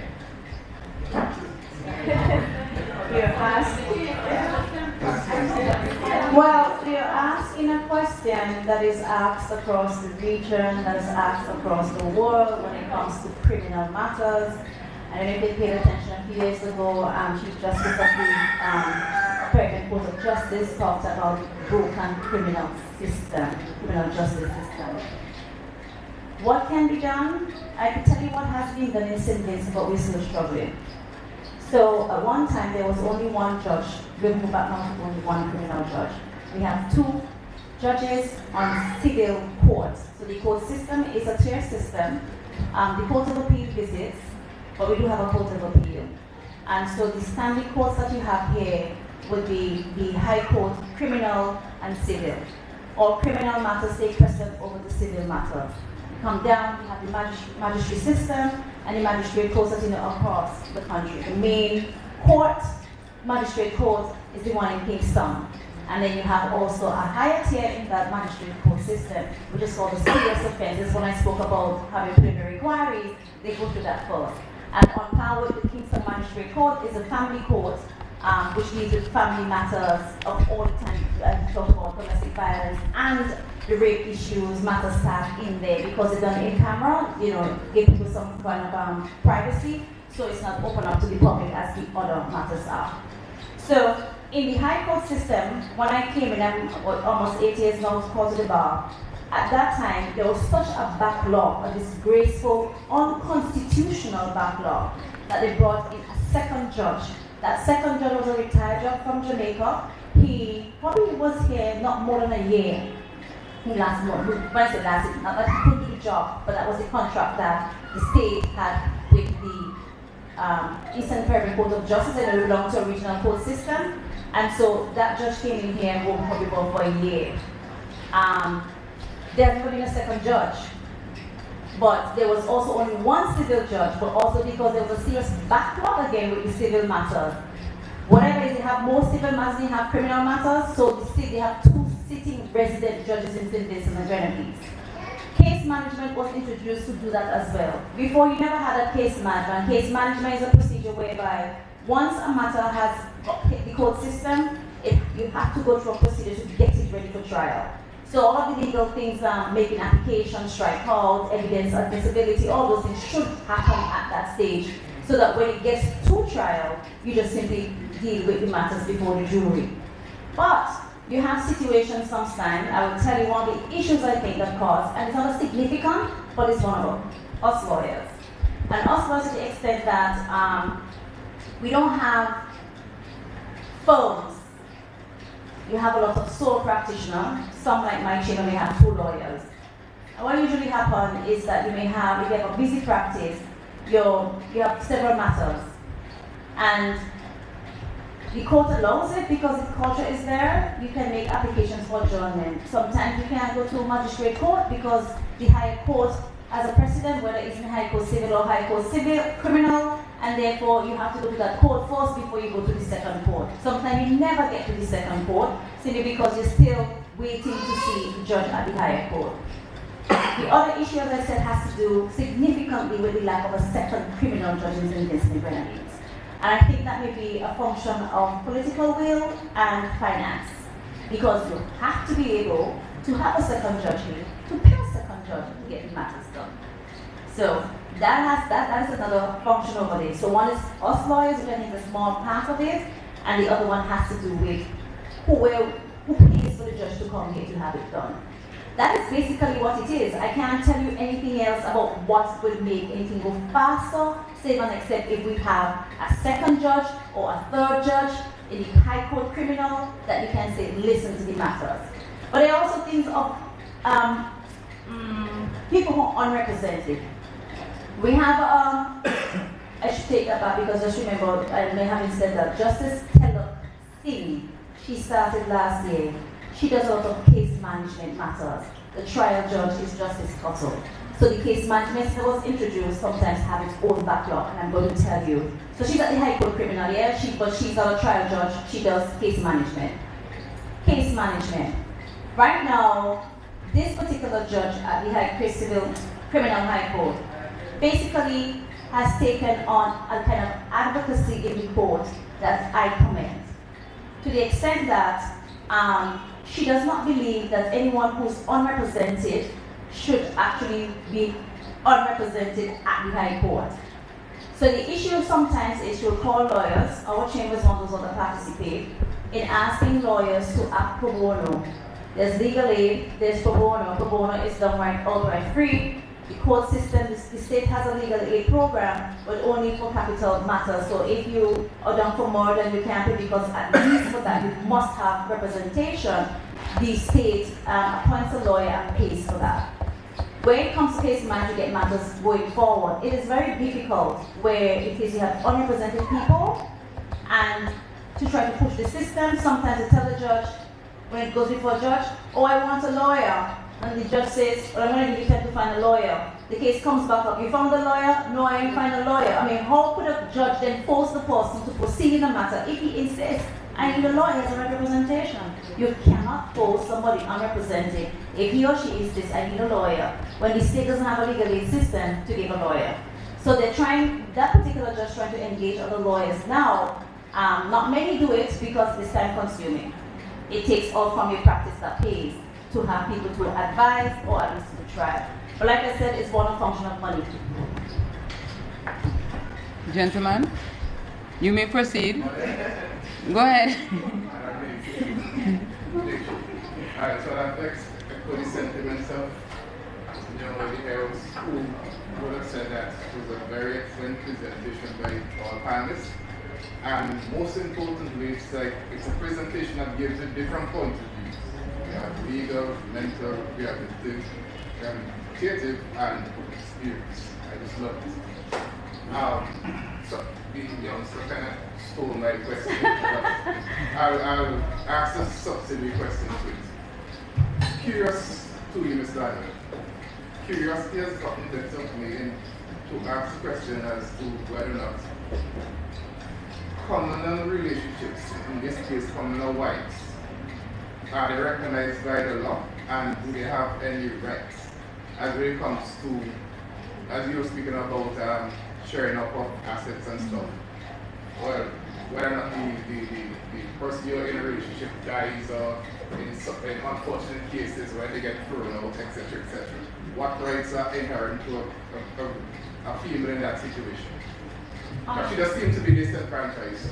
I know, right? Okay, I kind of said it in my presentation, so I'll repeat it. Because there are different scenarios of common law relationships. We call them common law relationships, but there's no legislation that recognizes you as existing. There's no, so when it comes to family law, the court has found a way in dealing with based on case law. So there's a situation where both parties are alive as if you want to get a divorce.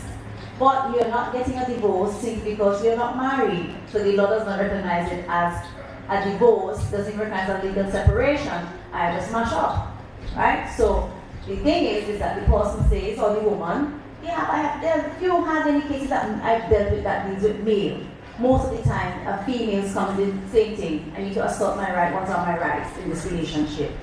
So, I'll give an example. There's an example of where both parties bought a piece of land. Good for the lady. In this scenario, both names go on the deed. So she's protected because she has legal rights. Or a little side of what land law. So if you own property, land is held in what we call in two rights. You have a legal right, as in your name is registered on a deed, and you have what is called beneficial interest or rights. So your name is not on the deed, but by certain things that have been done, you have some protective interest, but you have to show it because your name is not on the deed, right? So that may be you help with down payment, I have a receipt to show. You help with purchasing material, that's why I keep saying you have a receipt to show, because if you come up against a partner who is very vicious, you know it's my word against your word, and the best thing you're going to have is documentary evidence, right? That's what I was saying. We're forced to actually document our family in love, right? So if you, then you should interestingly, you as I said, down payment, you put money towards buying furniture, whatever it is, it helps set the house, so to speak. Some women have gone to the point of not being able to show, and they will say, listen, I help pay workers. But then again, if I'm paying out the money to the laborers, they don't know that the money coming from my pocket. So even I say, who used to pay you? The other person say, well, yes, she used to pay the money, but doesn't mean that the money was coming from account. There's no evidence there. You have to be able to document all of these things. So that's when two parties are alive and the relationship mash up, and the man says, you ain't getting nothing, I want you out of the house, and I can prove that I have beneficial interest, which I made some investment in the property. The situation that concerns me is where it is that the male dies, and it could be female, could be the other way around, the flip side, where the woman is the legal title owner, and she passes on, but she and man have life, and the woman dies, and the man is not recognized because he's not husband. The children are recognized. The parents of the female are recognized. The siblings of the female are recognized. The law does not say to a man or woman who are not married, here in the intestate laws, that here it is common law wife of 7 years, 5 years, or nothing. It does not. You have to, if you find yourself in a family that is vicious, who says, you ain't doing nothing because I never liked you, and you used to treat my mother or my father this particular way, you then have to say, but Lord, he can throw me out the house. Yes, he can throw you out the house, because we can do anything if it is possible. The point is for you to get back in the house, if these people are going to maintain that way of engagement with you, then you have to take them to court, which is the situation I was given before. I don't know what happened to it. I can report to say a success out of it or failure, where the lady and the man were together for many years and had a business, and when the man died, it was an accident, and he died, the family and the woman didn't really get along, and they basically took it. First of all, that's how it was initiated, it was triggered, to get her out of the house. Take her to court to get her out of the house, and she had to fight for her right to stay in the house to show I have a beneficial interest here, or beneficial rights in that property. So when I say that we need to, for both sides, so you don't have to more for women, we need to ask, because the countries that have it, I was doing some research to actually do a paper on it recently, but the information out of my head. I think Jamaica, Barbados, there are laws, some countries in the Caribbean that have those cohabitation laws, they usually address that component. And even for tax purposes, we have tax break. You may get it as a married couple, but you won't get it if you're cohabiting. So those are some things that we need to really look into as both men and female for gender equality. Any more questions? Okay. Ladies, and then we have one more in the back. And then two others in the back, and that's it. And could probably trickle over to Philippa. It's a concern in our underage girls who become pregnant and goes to the hospital to deliver their child. Right? Is there anything within the law that protects these girls, even though their mothers, fathers, parents might decide they don't want to follow through on any case or anything? Nothing in the law that protects these girls. The sad answer to that is, and I have to be clear when I say that, when I say no. Remember I mentioned to you before that the way our laws are set up, you need a complainant about your complainant. For me to prosecute somebody, I need somebody to point a finger and say that man or that woman.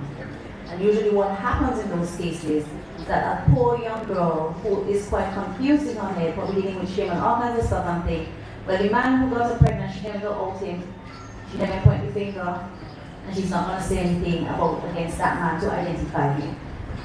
I'll give a short story. Early in my practice, I was really, really horrified. I had a situation, where actually grandmother, that's what I say now, women are very complicit in all of the lot of things that happened to us. The grandfather, they were in charge, they were taking care of their granddaughter, who was in secondary school, got pregnant by a much older, involved, I can't remember if the man was married, but had some clout in their village. And the grandfather came and rightfully wanted to know how to go about to get this man prosecuted. Tell him to go to the police station. If he needs us to go with him, we go to the police station. Perhaps he went home and he shared this with his beloved wife, the grandmother. The grandmother no sooner came to the office to try to talk the grandfather out of going to the police station. Well, obviously, I had to tell her that ain't possible and that's not going to happen. But I can't stop the grandfather, I can't do much more. I can't lock him up myself and take him there and force him to say anything, and then I can't force the young lady into out the man. You understand? But what really perturbed me is that the grandmother was insistent, and how she saw that was simply this.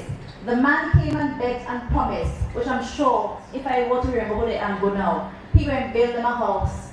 The grandmother took upon herself and said, well, you can't get him and lock up because at least the little girl, who right at the time not 18 and can't own property, because it had to be 18, couldn't own property in her own right, was selling out the granddaughter, essentially, thinking that this man would protect them. Poverty plays a role, is no excuse in all of this. Because she could not mind the granddaughter. The grandmother who was away had an issue because the granddaughter became pregnant. You know, we cut off our own. And so she's figuring, this man is going to mind the grandchild, and great-grandchild. Nothing happened, as I can say, about that case. The law, then, people ask us a lot of time with domestic violence, if the woman does not go and point a finger, why is it that the police still can't lock up and prosecute? Our law says you don't have that kind, you have someone to stand up in court to point the finger to say this.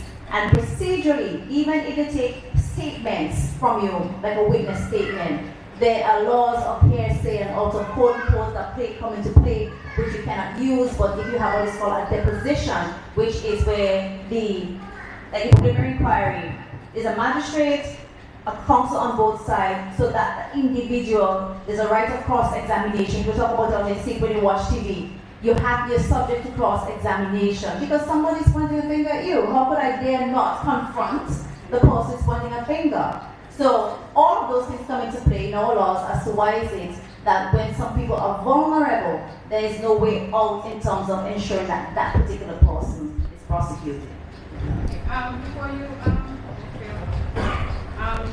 the flip side to that is when we allow these underage girls to go through these things, and we allow the perpetrators who are older men to get away, why isn't there any justice in respect of the perpetrators of doing this over and over and over and actually pedophile within our system that we are not taking note of? So these are predators abusing our girls over and over and getting away with it, and we are doing nothing about it. So how can mobilization join with us to actually fight on behalf of those girls, because that is the reality of what is happening? All right, so Ms. Manuel raised the interesting part of the conversation, why it may seem that it can't go further.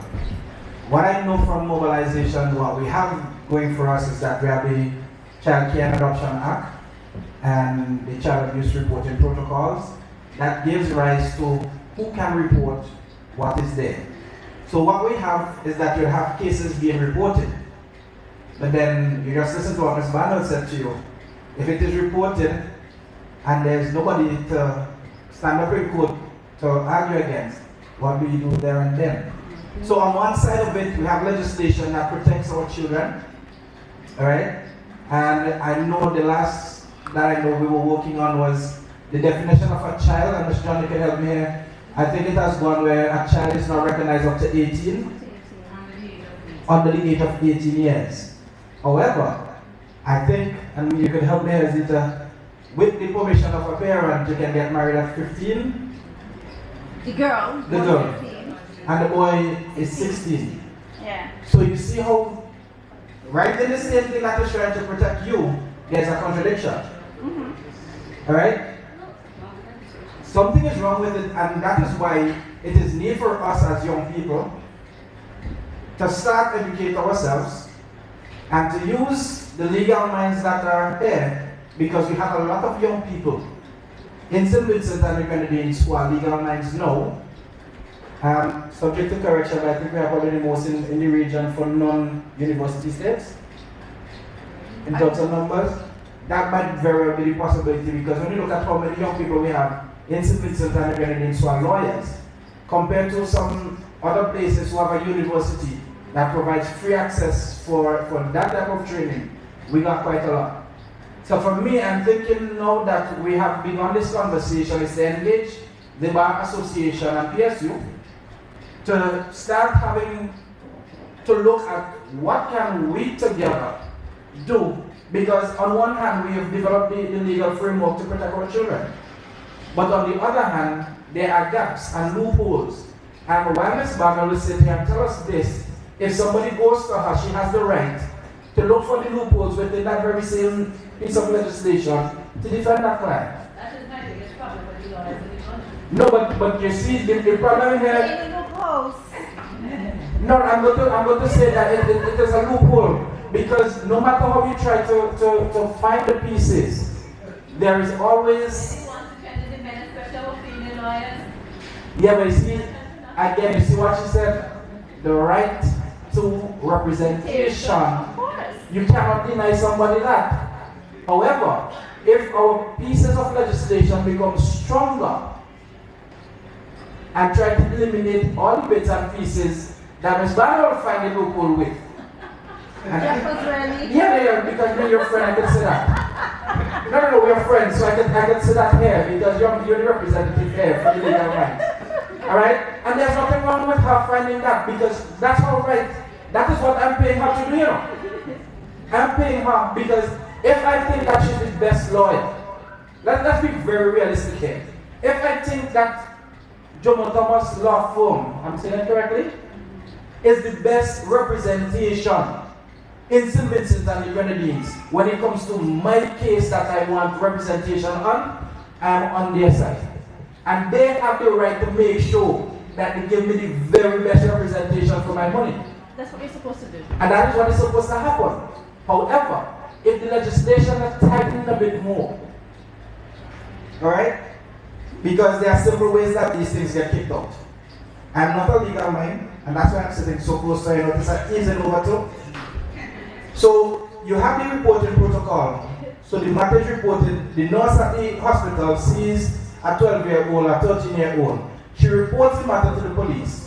The police begins the investigation and calls the Social Protection and Child Development Unit for the officers to come and do their bits and pieces.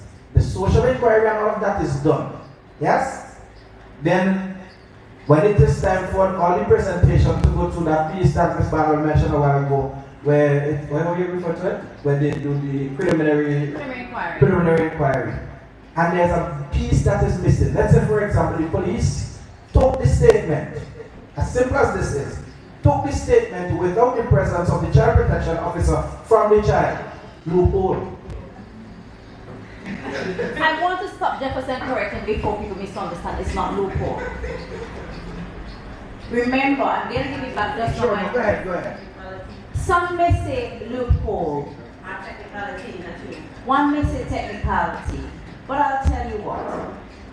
The course of justice begins at the police station with policing and investigation. And if the quality of that service is not at the level it ought to be by the rules of law, when it gets to court, it is not the lawyer making tricks. There are rules about admissibility of evidence in court.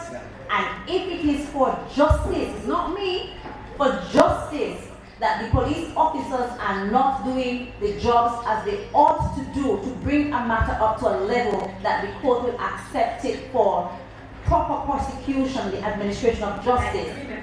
People call it a loophole. Especially persons with disability, some of them don't have a voice and cannot talk for themselves. Those are the ones who are also suffer from the police because they will tell them they can't explain themselves. That is true. If the person touched them and how they touched them and the way they touched them and all these kind of things. But can I help you here? No. And that's a very interesting point that you raised. Yes, it is. But technology is now being introduced to assist with those bits and pieces. So it should help address those concerns. So I'm saying loophole because we can understand it from a layman's standpoint. But those are the bits and pieces that need to be correctly done so that when it goes to the court, it is admissible and so that things can be done. Then Ms. Barr will have a different fight on her hand. You don't, it's like going to a rat party and carrying cheese and expect that it's not going to do the cheese. Right? So I'm saying, while those things are available, we have to know what they are and we have to become educated. And I want to put a plug here that for the next 4 months, the Child Protection Unit within the Ministry of National Mobilization will be on a serious campaign drive to raise awareness for child abuse, awareness and protection here in St. Vincent and the Grenadines. Alright? So you're going to hear us more. For the next 10 days, we're going to be on the media talking about gender-based issues. And those are the issues. But again, like my friend says in the back, we can do the media campaign, we can do the talk. I can bring Ms. Barnwell with me for any of these things, and we do the talk. But unless the other persons who are the executioners of these programs don't do it correctly, I was some stupid going on radio to say that I have the best technical team in St. Vincent and the Grenadines. I'm not afraid to tell people. The Ministry of National Mobilization have probably one of the best technical team when it comes to social work in St. Vincent and the Grenadines. Not everybody feels happy with the service that they get. So it means that we as a ministry have to do some introspection and look at where those bits and pieces are. But it could only start when you help me to identify those areas within the ministry that you've gone for service and you didn't feel happy, so that we can make recommendation as to how to deal with it. This is not about trying to get somebody fired. This is not what I'm talking about. If you go for a service and you felt that the service wasn't good, there are ways to have redress for those. As opposed to us now, because we have become a nation of social media. Alright?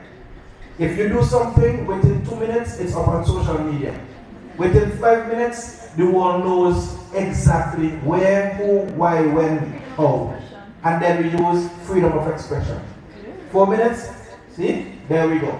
So we have to be very careful with what we are selling in order for persons to understand what is there for them to take. I want to add a point, an interesting point. And it has to do with jurors. I had a talk yesterday with a prosecutor and different things. And I told him, because most of the times, like Denise said, I like to do some of the research and stuff. Part of it is to inform myself about the issues that I'm dealing with. And he said to me, and this has to do with empaneling and picking jury. This is not something unique to St. Vincent. There are always studies done on jury decision and stuff like that. And he says, interestingly, when you have more female jurors, the perpetrator is more likely to walk than when you have male jurors. Women are more emotional.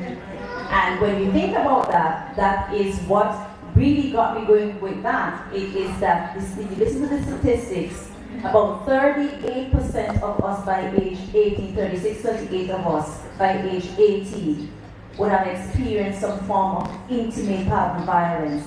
And it's almost as if that violence within us has become, I don't know how to explain it. If Cambridge was still here, she might be able to explain and talk about the psychological thinking and emotional go with that. Because I could bet if you look at the jurors who sit there, from that statistics, 1 in 3 have suffered an abuse. That's the United Nations statistic. So you sit there, 1 in 3 of us sit there, and although you're not supposed to use your own personal thing, but where those, remember now, it's a high standard on reasonable doubt. So is it one of evidence, or if it is one of men saying, boy, we know women does do it, I'm not the man the same, I believe or is it one where women are more defined in looking at the bits and pieces of evidence and therefore say, I still think even though there's reasonable doubt. I mean, those are some of the things, one of the things we don't do here that in the United States is that we don't talk, and maybe that's what we might want to do to understand some issues. We don't interview jurors after, because that will help us to understand where this case went wrong. I mean, help to, you know, as he said, beef up the justice system. So we have 2 other questions. I have another before we go. Well, okay. I wanted one now. I was going to mention to Phil Paul that I did not hear him mention anything in respect of differently abled persons with disabilities. And your ministry has the responsibility of their protection and their well-being. And discrimination is a form of violence. And I think that within your ministry, the way in which our children are being categorized in terms of their education, some of them are slow learners and so forth, and are placed in an institution where they are not being trained to have skills and have normal lives in our society and so forth. So my concern is that differently abled persons are not being looked after under your ministry and needs more involvement in their well-being. And I am sensitive to this situation because I have a physically challenged daughter. And I know what I went through just to get into facilities for her to go into the school system. After the primary school, I have to fight again for the secondary school. After the secondary school, there is nothing that shows that anybody cares or concerned. So like you have to be like an individual, getting things done. That should have been there when you have the S.V.G stating that these are the things that we should do to protect our girl, she's a girl, a woman, and of course a differently able person. So I think that is lacking within the ministry and that needs to be addressed. All right, so I think the best way I can answer that is this way. I am aware that while there is no department within the ministry per se that is catered for differently abled, that the social protection unit has. Sure. Right. So that's what I'm saying. It's not going to be named that particular disabled, but they're like Mr. John said, it's called vulnerable persons. And that's why I mentioned just now the 3 different segments. Additionally, the NGOs that are responsible for the differently abled persons are signatory to various conventions, and they do have the conversation with our ministry. What I think is lacking in your case, what you're asking about, is an MOU between the Ministry of National Mobilization, the Ministry of Education, and those NGO organizations that looks after persons who are differently abled. Because if you check with like for example, the School for Children with Special Needs, they have their own setup as it relates to what transpires. But there needs to be an MOU that goes across the board that says, once a child is identified, assessed between the Ministry of National Mobilization and one of these NGO and the Ministry of Education, that certain things are put in place to deal with those children. I can say for a fact that the Ministry of National Mobilization has helped persons with similar situations that you refer to. Because we had persons who came and sought assistance for persons who needed a wheelchair assistance to go in some schools. Now, one of the challenges that you have is that some of these schools don't have the ramp. So the person had to be physically helped up the stairs, and I know what I'm telling you because I went personally to look at it because there was a complaint that let's have somebody come meet her, anybody know I help me pick me. Alright? So I thought it was a genuine case of the person just being differently abled and the person didn't want to assist. But when you look at where the child has to help that child go up, it needed at least 2 persons to help the child because the child has to be in the wheelchair based on the disability that the child has. If you lift the child up and you go upstairs, the wheelchair needs to be as soon as you reach the last step so that that child, anyhow you keep the child up, it's paid. The only 2 places that the child feels comfortable is in a sitting or a lying position. Alright? So we went and we saw that for a fact that was there. So the ministry has helped and will continue to help. And that is why persons like Mr. John will tell you, in the vulnerable unit, they will do the assessment that is necessary and advice. But I think what is lacking is the MOU that will translate when we finish helping you, that the Ministry of Education can say, okay, this school or that school is where that child can be placed. Thank you. Let's take the question in the back first, because she has her hand up. I'm just saying that I'm not still satisfied, because I have been experiencing this for over 20 years, and it's going to take another 20 years to get things done. I don't know. Fair enough. Question in the back. Just like sentiments of working here, put together programs, congratulations to the panelists. I learned a lot.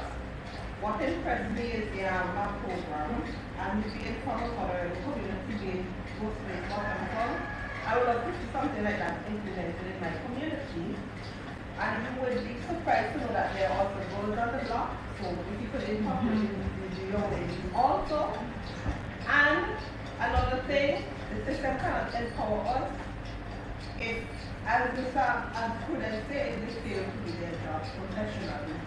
Because recently I had a case where I had to go to the family court, and because of some legalities or technicalities, I'm not of a legal mind, I was referred to the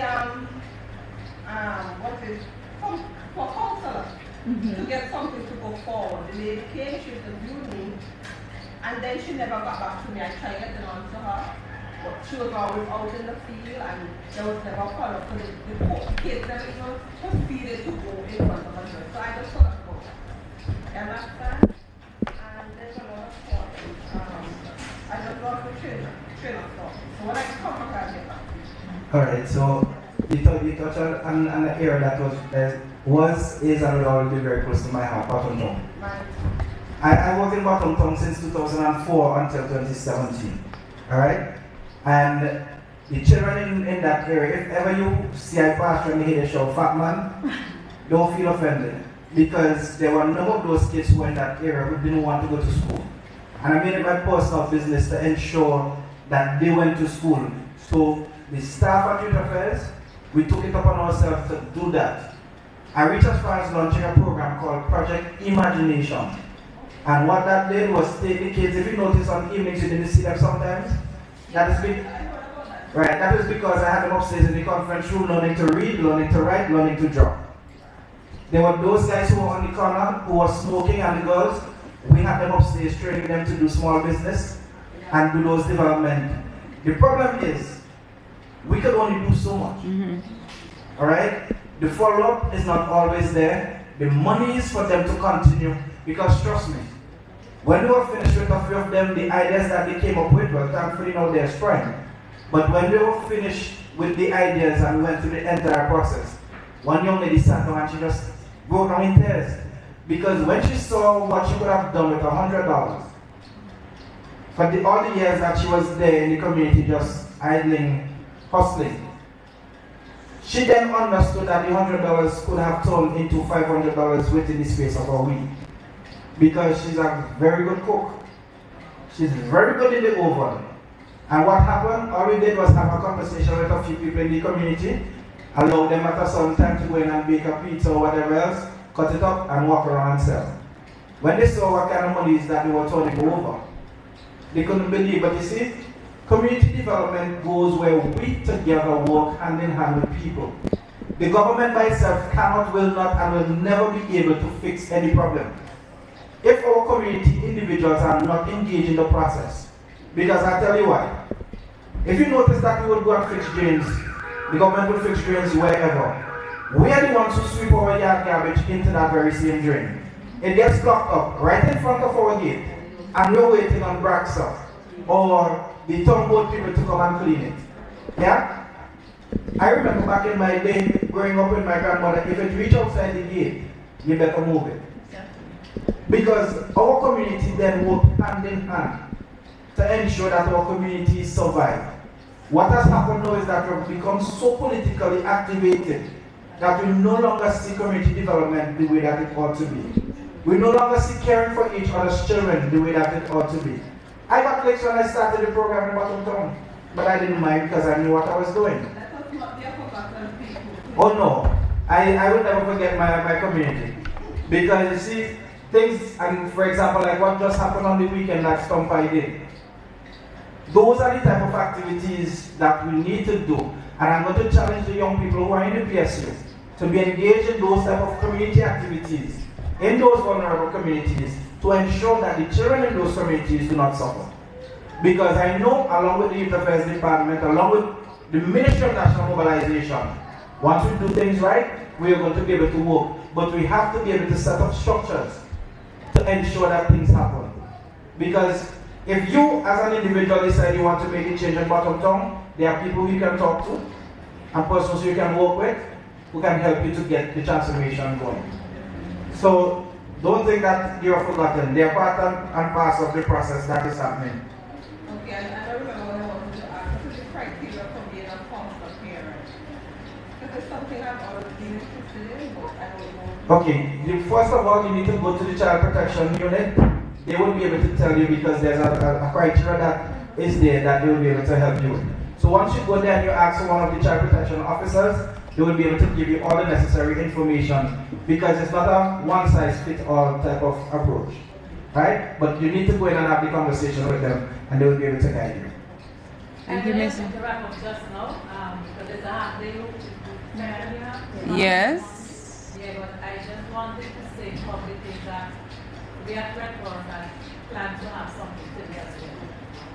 And when we heard of this activity, we just gave it. Thank you. We could have your activities. So we're here this year after we have a program that deals with resilience and of course the dealing with women and how we coach in generally. It all has to do with resilience. We are at this time focusing on Document, Overland, and Pageant Farm. In fact, those three communities we are handling. So if you see us around with our butterfly, it's part of what we have planned to do today as same discussion we are having.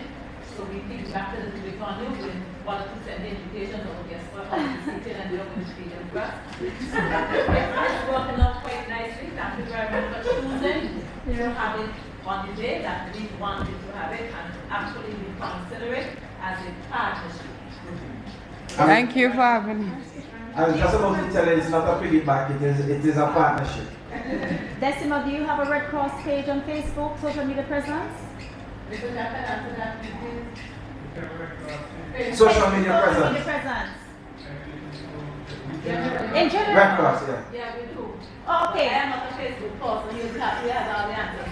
I only asked you because social media plays such an important role these days on how we get information out. That I would just go and look for it. So, I mean, my page is always a busy page. And it's what I do normally when they have really great events and stuff. I simply just share them and let people know what's going on. Because I didn't know at all about your initiatives that you have there. But I was going to ask the young lady, you don't have to tell me your business. You don't have to go in detail. But I found it interesting what you said that in terms of the procedure in the family code. If one makes an application for anything, you have to say what it is. And usually sometimes you go first and make an appointment. You may see a counselor first. Or you may make go to lodge an application or whatever you want. And you go before the president of the family court. And the president of the family court will usually, depending on the complexity of the matter, will say to you, or call in a counselor and assign you to a counselor. You shouldn't have dropped your matter. Because usually what happens, the system can be very frustrating. I had a protection order, took 2 years to do make sense. I mean, that's what I want, yeah. Yeah, because you can't be asking for a protection order if a protection order is going to take you 2 years. But there has to be, there's something I want to address within and have to deal with of how we advocate for those emergency procedures that the Act provides and have them act in emergency fashion. But this said that we look for people when counsel for it to proceed is that I wanted the relationship long enough to strip it. No, that can't be the No, I cannot file a restraining order because we wanted a relationship for probably more than a year. No. The law does not. Domestic violence law does not limit years, months, or days. You had a relationship with the person, and I said, as the law. Yeah, so come to the after. Yes, please.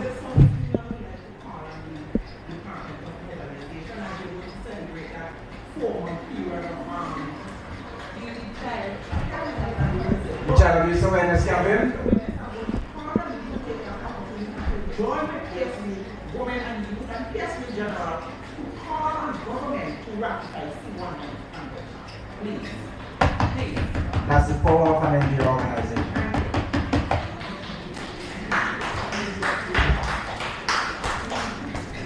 Thank you all anymore. Well, we're having such fun. We don't want to leave. We could be here until 3 o'clock.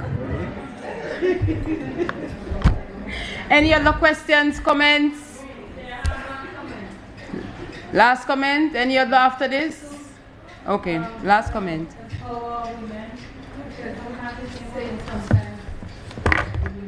Women are the lead of the group. And our men tend to take advantage of that. I'm talking from experience. My husband and I were going to some talk sometime earlier in my marriage, and he decided one night to go visit her. I decided that I'm not going to let him hit me. So he came and he doubled up so. I look around and I saw. The only thing I saw that I could use was a scissors. And he comes so, I come so. He stopped shot. I want to tell you this. The first time you let somebody hit you and don't defend yourself, that is a permission to continue. The second time was a sexual thing. And we fight until the bread breaks down. Because I'm not going to let you abuse it. The third time was some years after.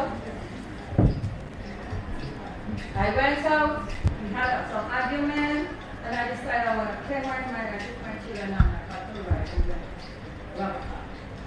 When I returned, he was waiting. I didn't cook, and I wanted him mad, and I didn't cook his food. I didn't see anything. I had some wares in his sink. I took it and I went outside. He had a pirate dish in it. And how he come in, this guy opened the door, and coming, I just do this.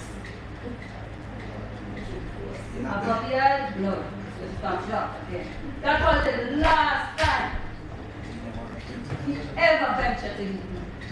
And that was over. 30, 40 years. So anytime you love a man, take advantage of advantage of the man. That is why you continue growth. Don't let no man hit you the first time, stop it.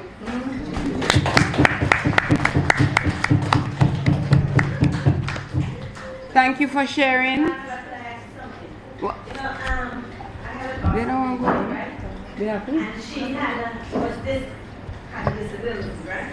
And she was abused and the case went to police. You know, really lawyers. Lord, they have with me.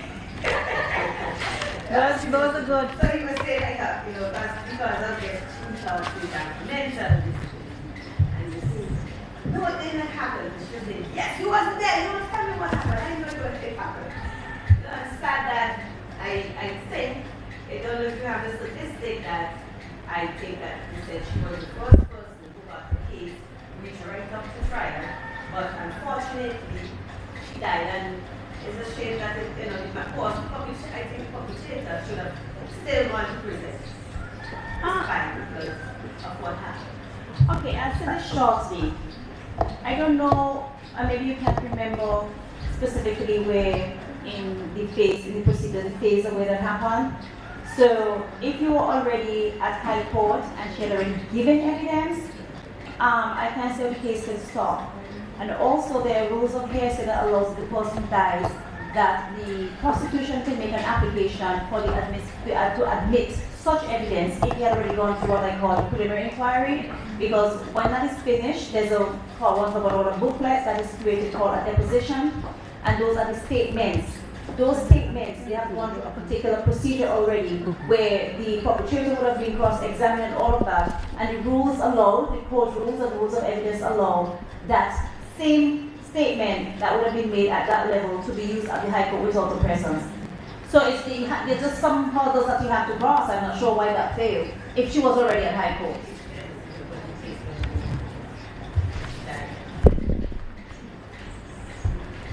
That's it? Going once, going twice, sold to the highest bidder.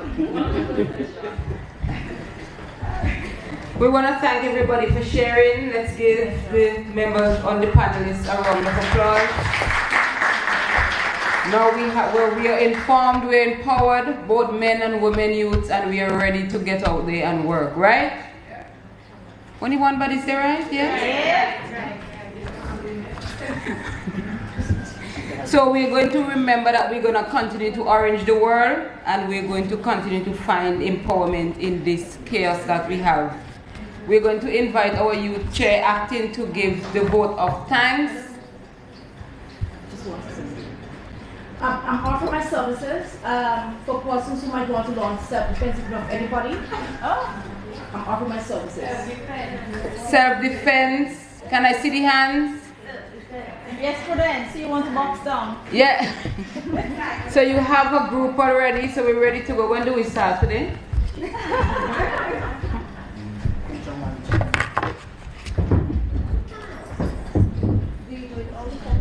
Good afternoon, everyone. Good afternoon, everyone. Speak up, speak out. It's time for our voices to be heard. It is indeed with great pleasure, I, on behalf of the Public Service Union Women's Network, that I express my utmost gratitude. Firstly, to our Creator who allowed us the opportunity to be here on the land of the living. Special thanks to Minister Stevenson for sharing with us. To our President, Mr. Boucher. Wow, our panelists. I'm sure we had more than a mouthful here today. Ms. Barnwell, as usual, very educative. I've been all 3 sessions with you and always a great experience. Ms. Cambridge and Ms. Stevens, you both spoke on things that we can relate with and the way forward. Mr. Jeffers, thanks for presenting on behalf of our Minister Brewster and for keeping us up to date on the roles, responsibilities, and projects undertaken by the Ministry of Mobilization. To our Madam Chair, Sister Desrita Jilks, keep up the great work. The PR committee, our moderator, all the persons involved in our online campaign, Mr. Max Horn, Ms. Garway, the media, and last but not least, the audience. You guys did a very great job. Thank you once more.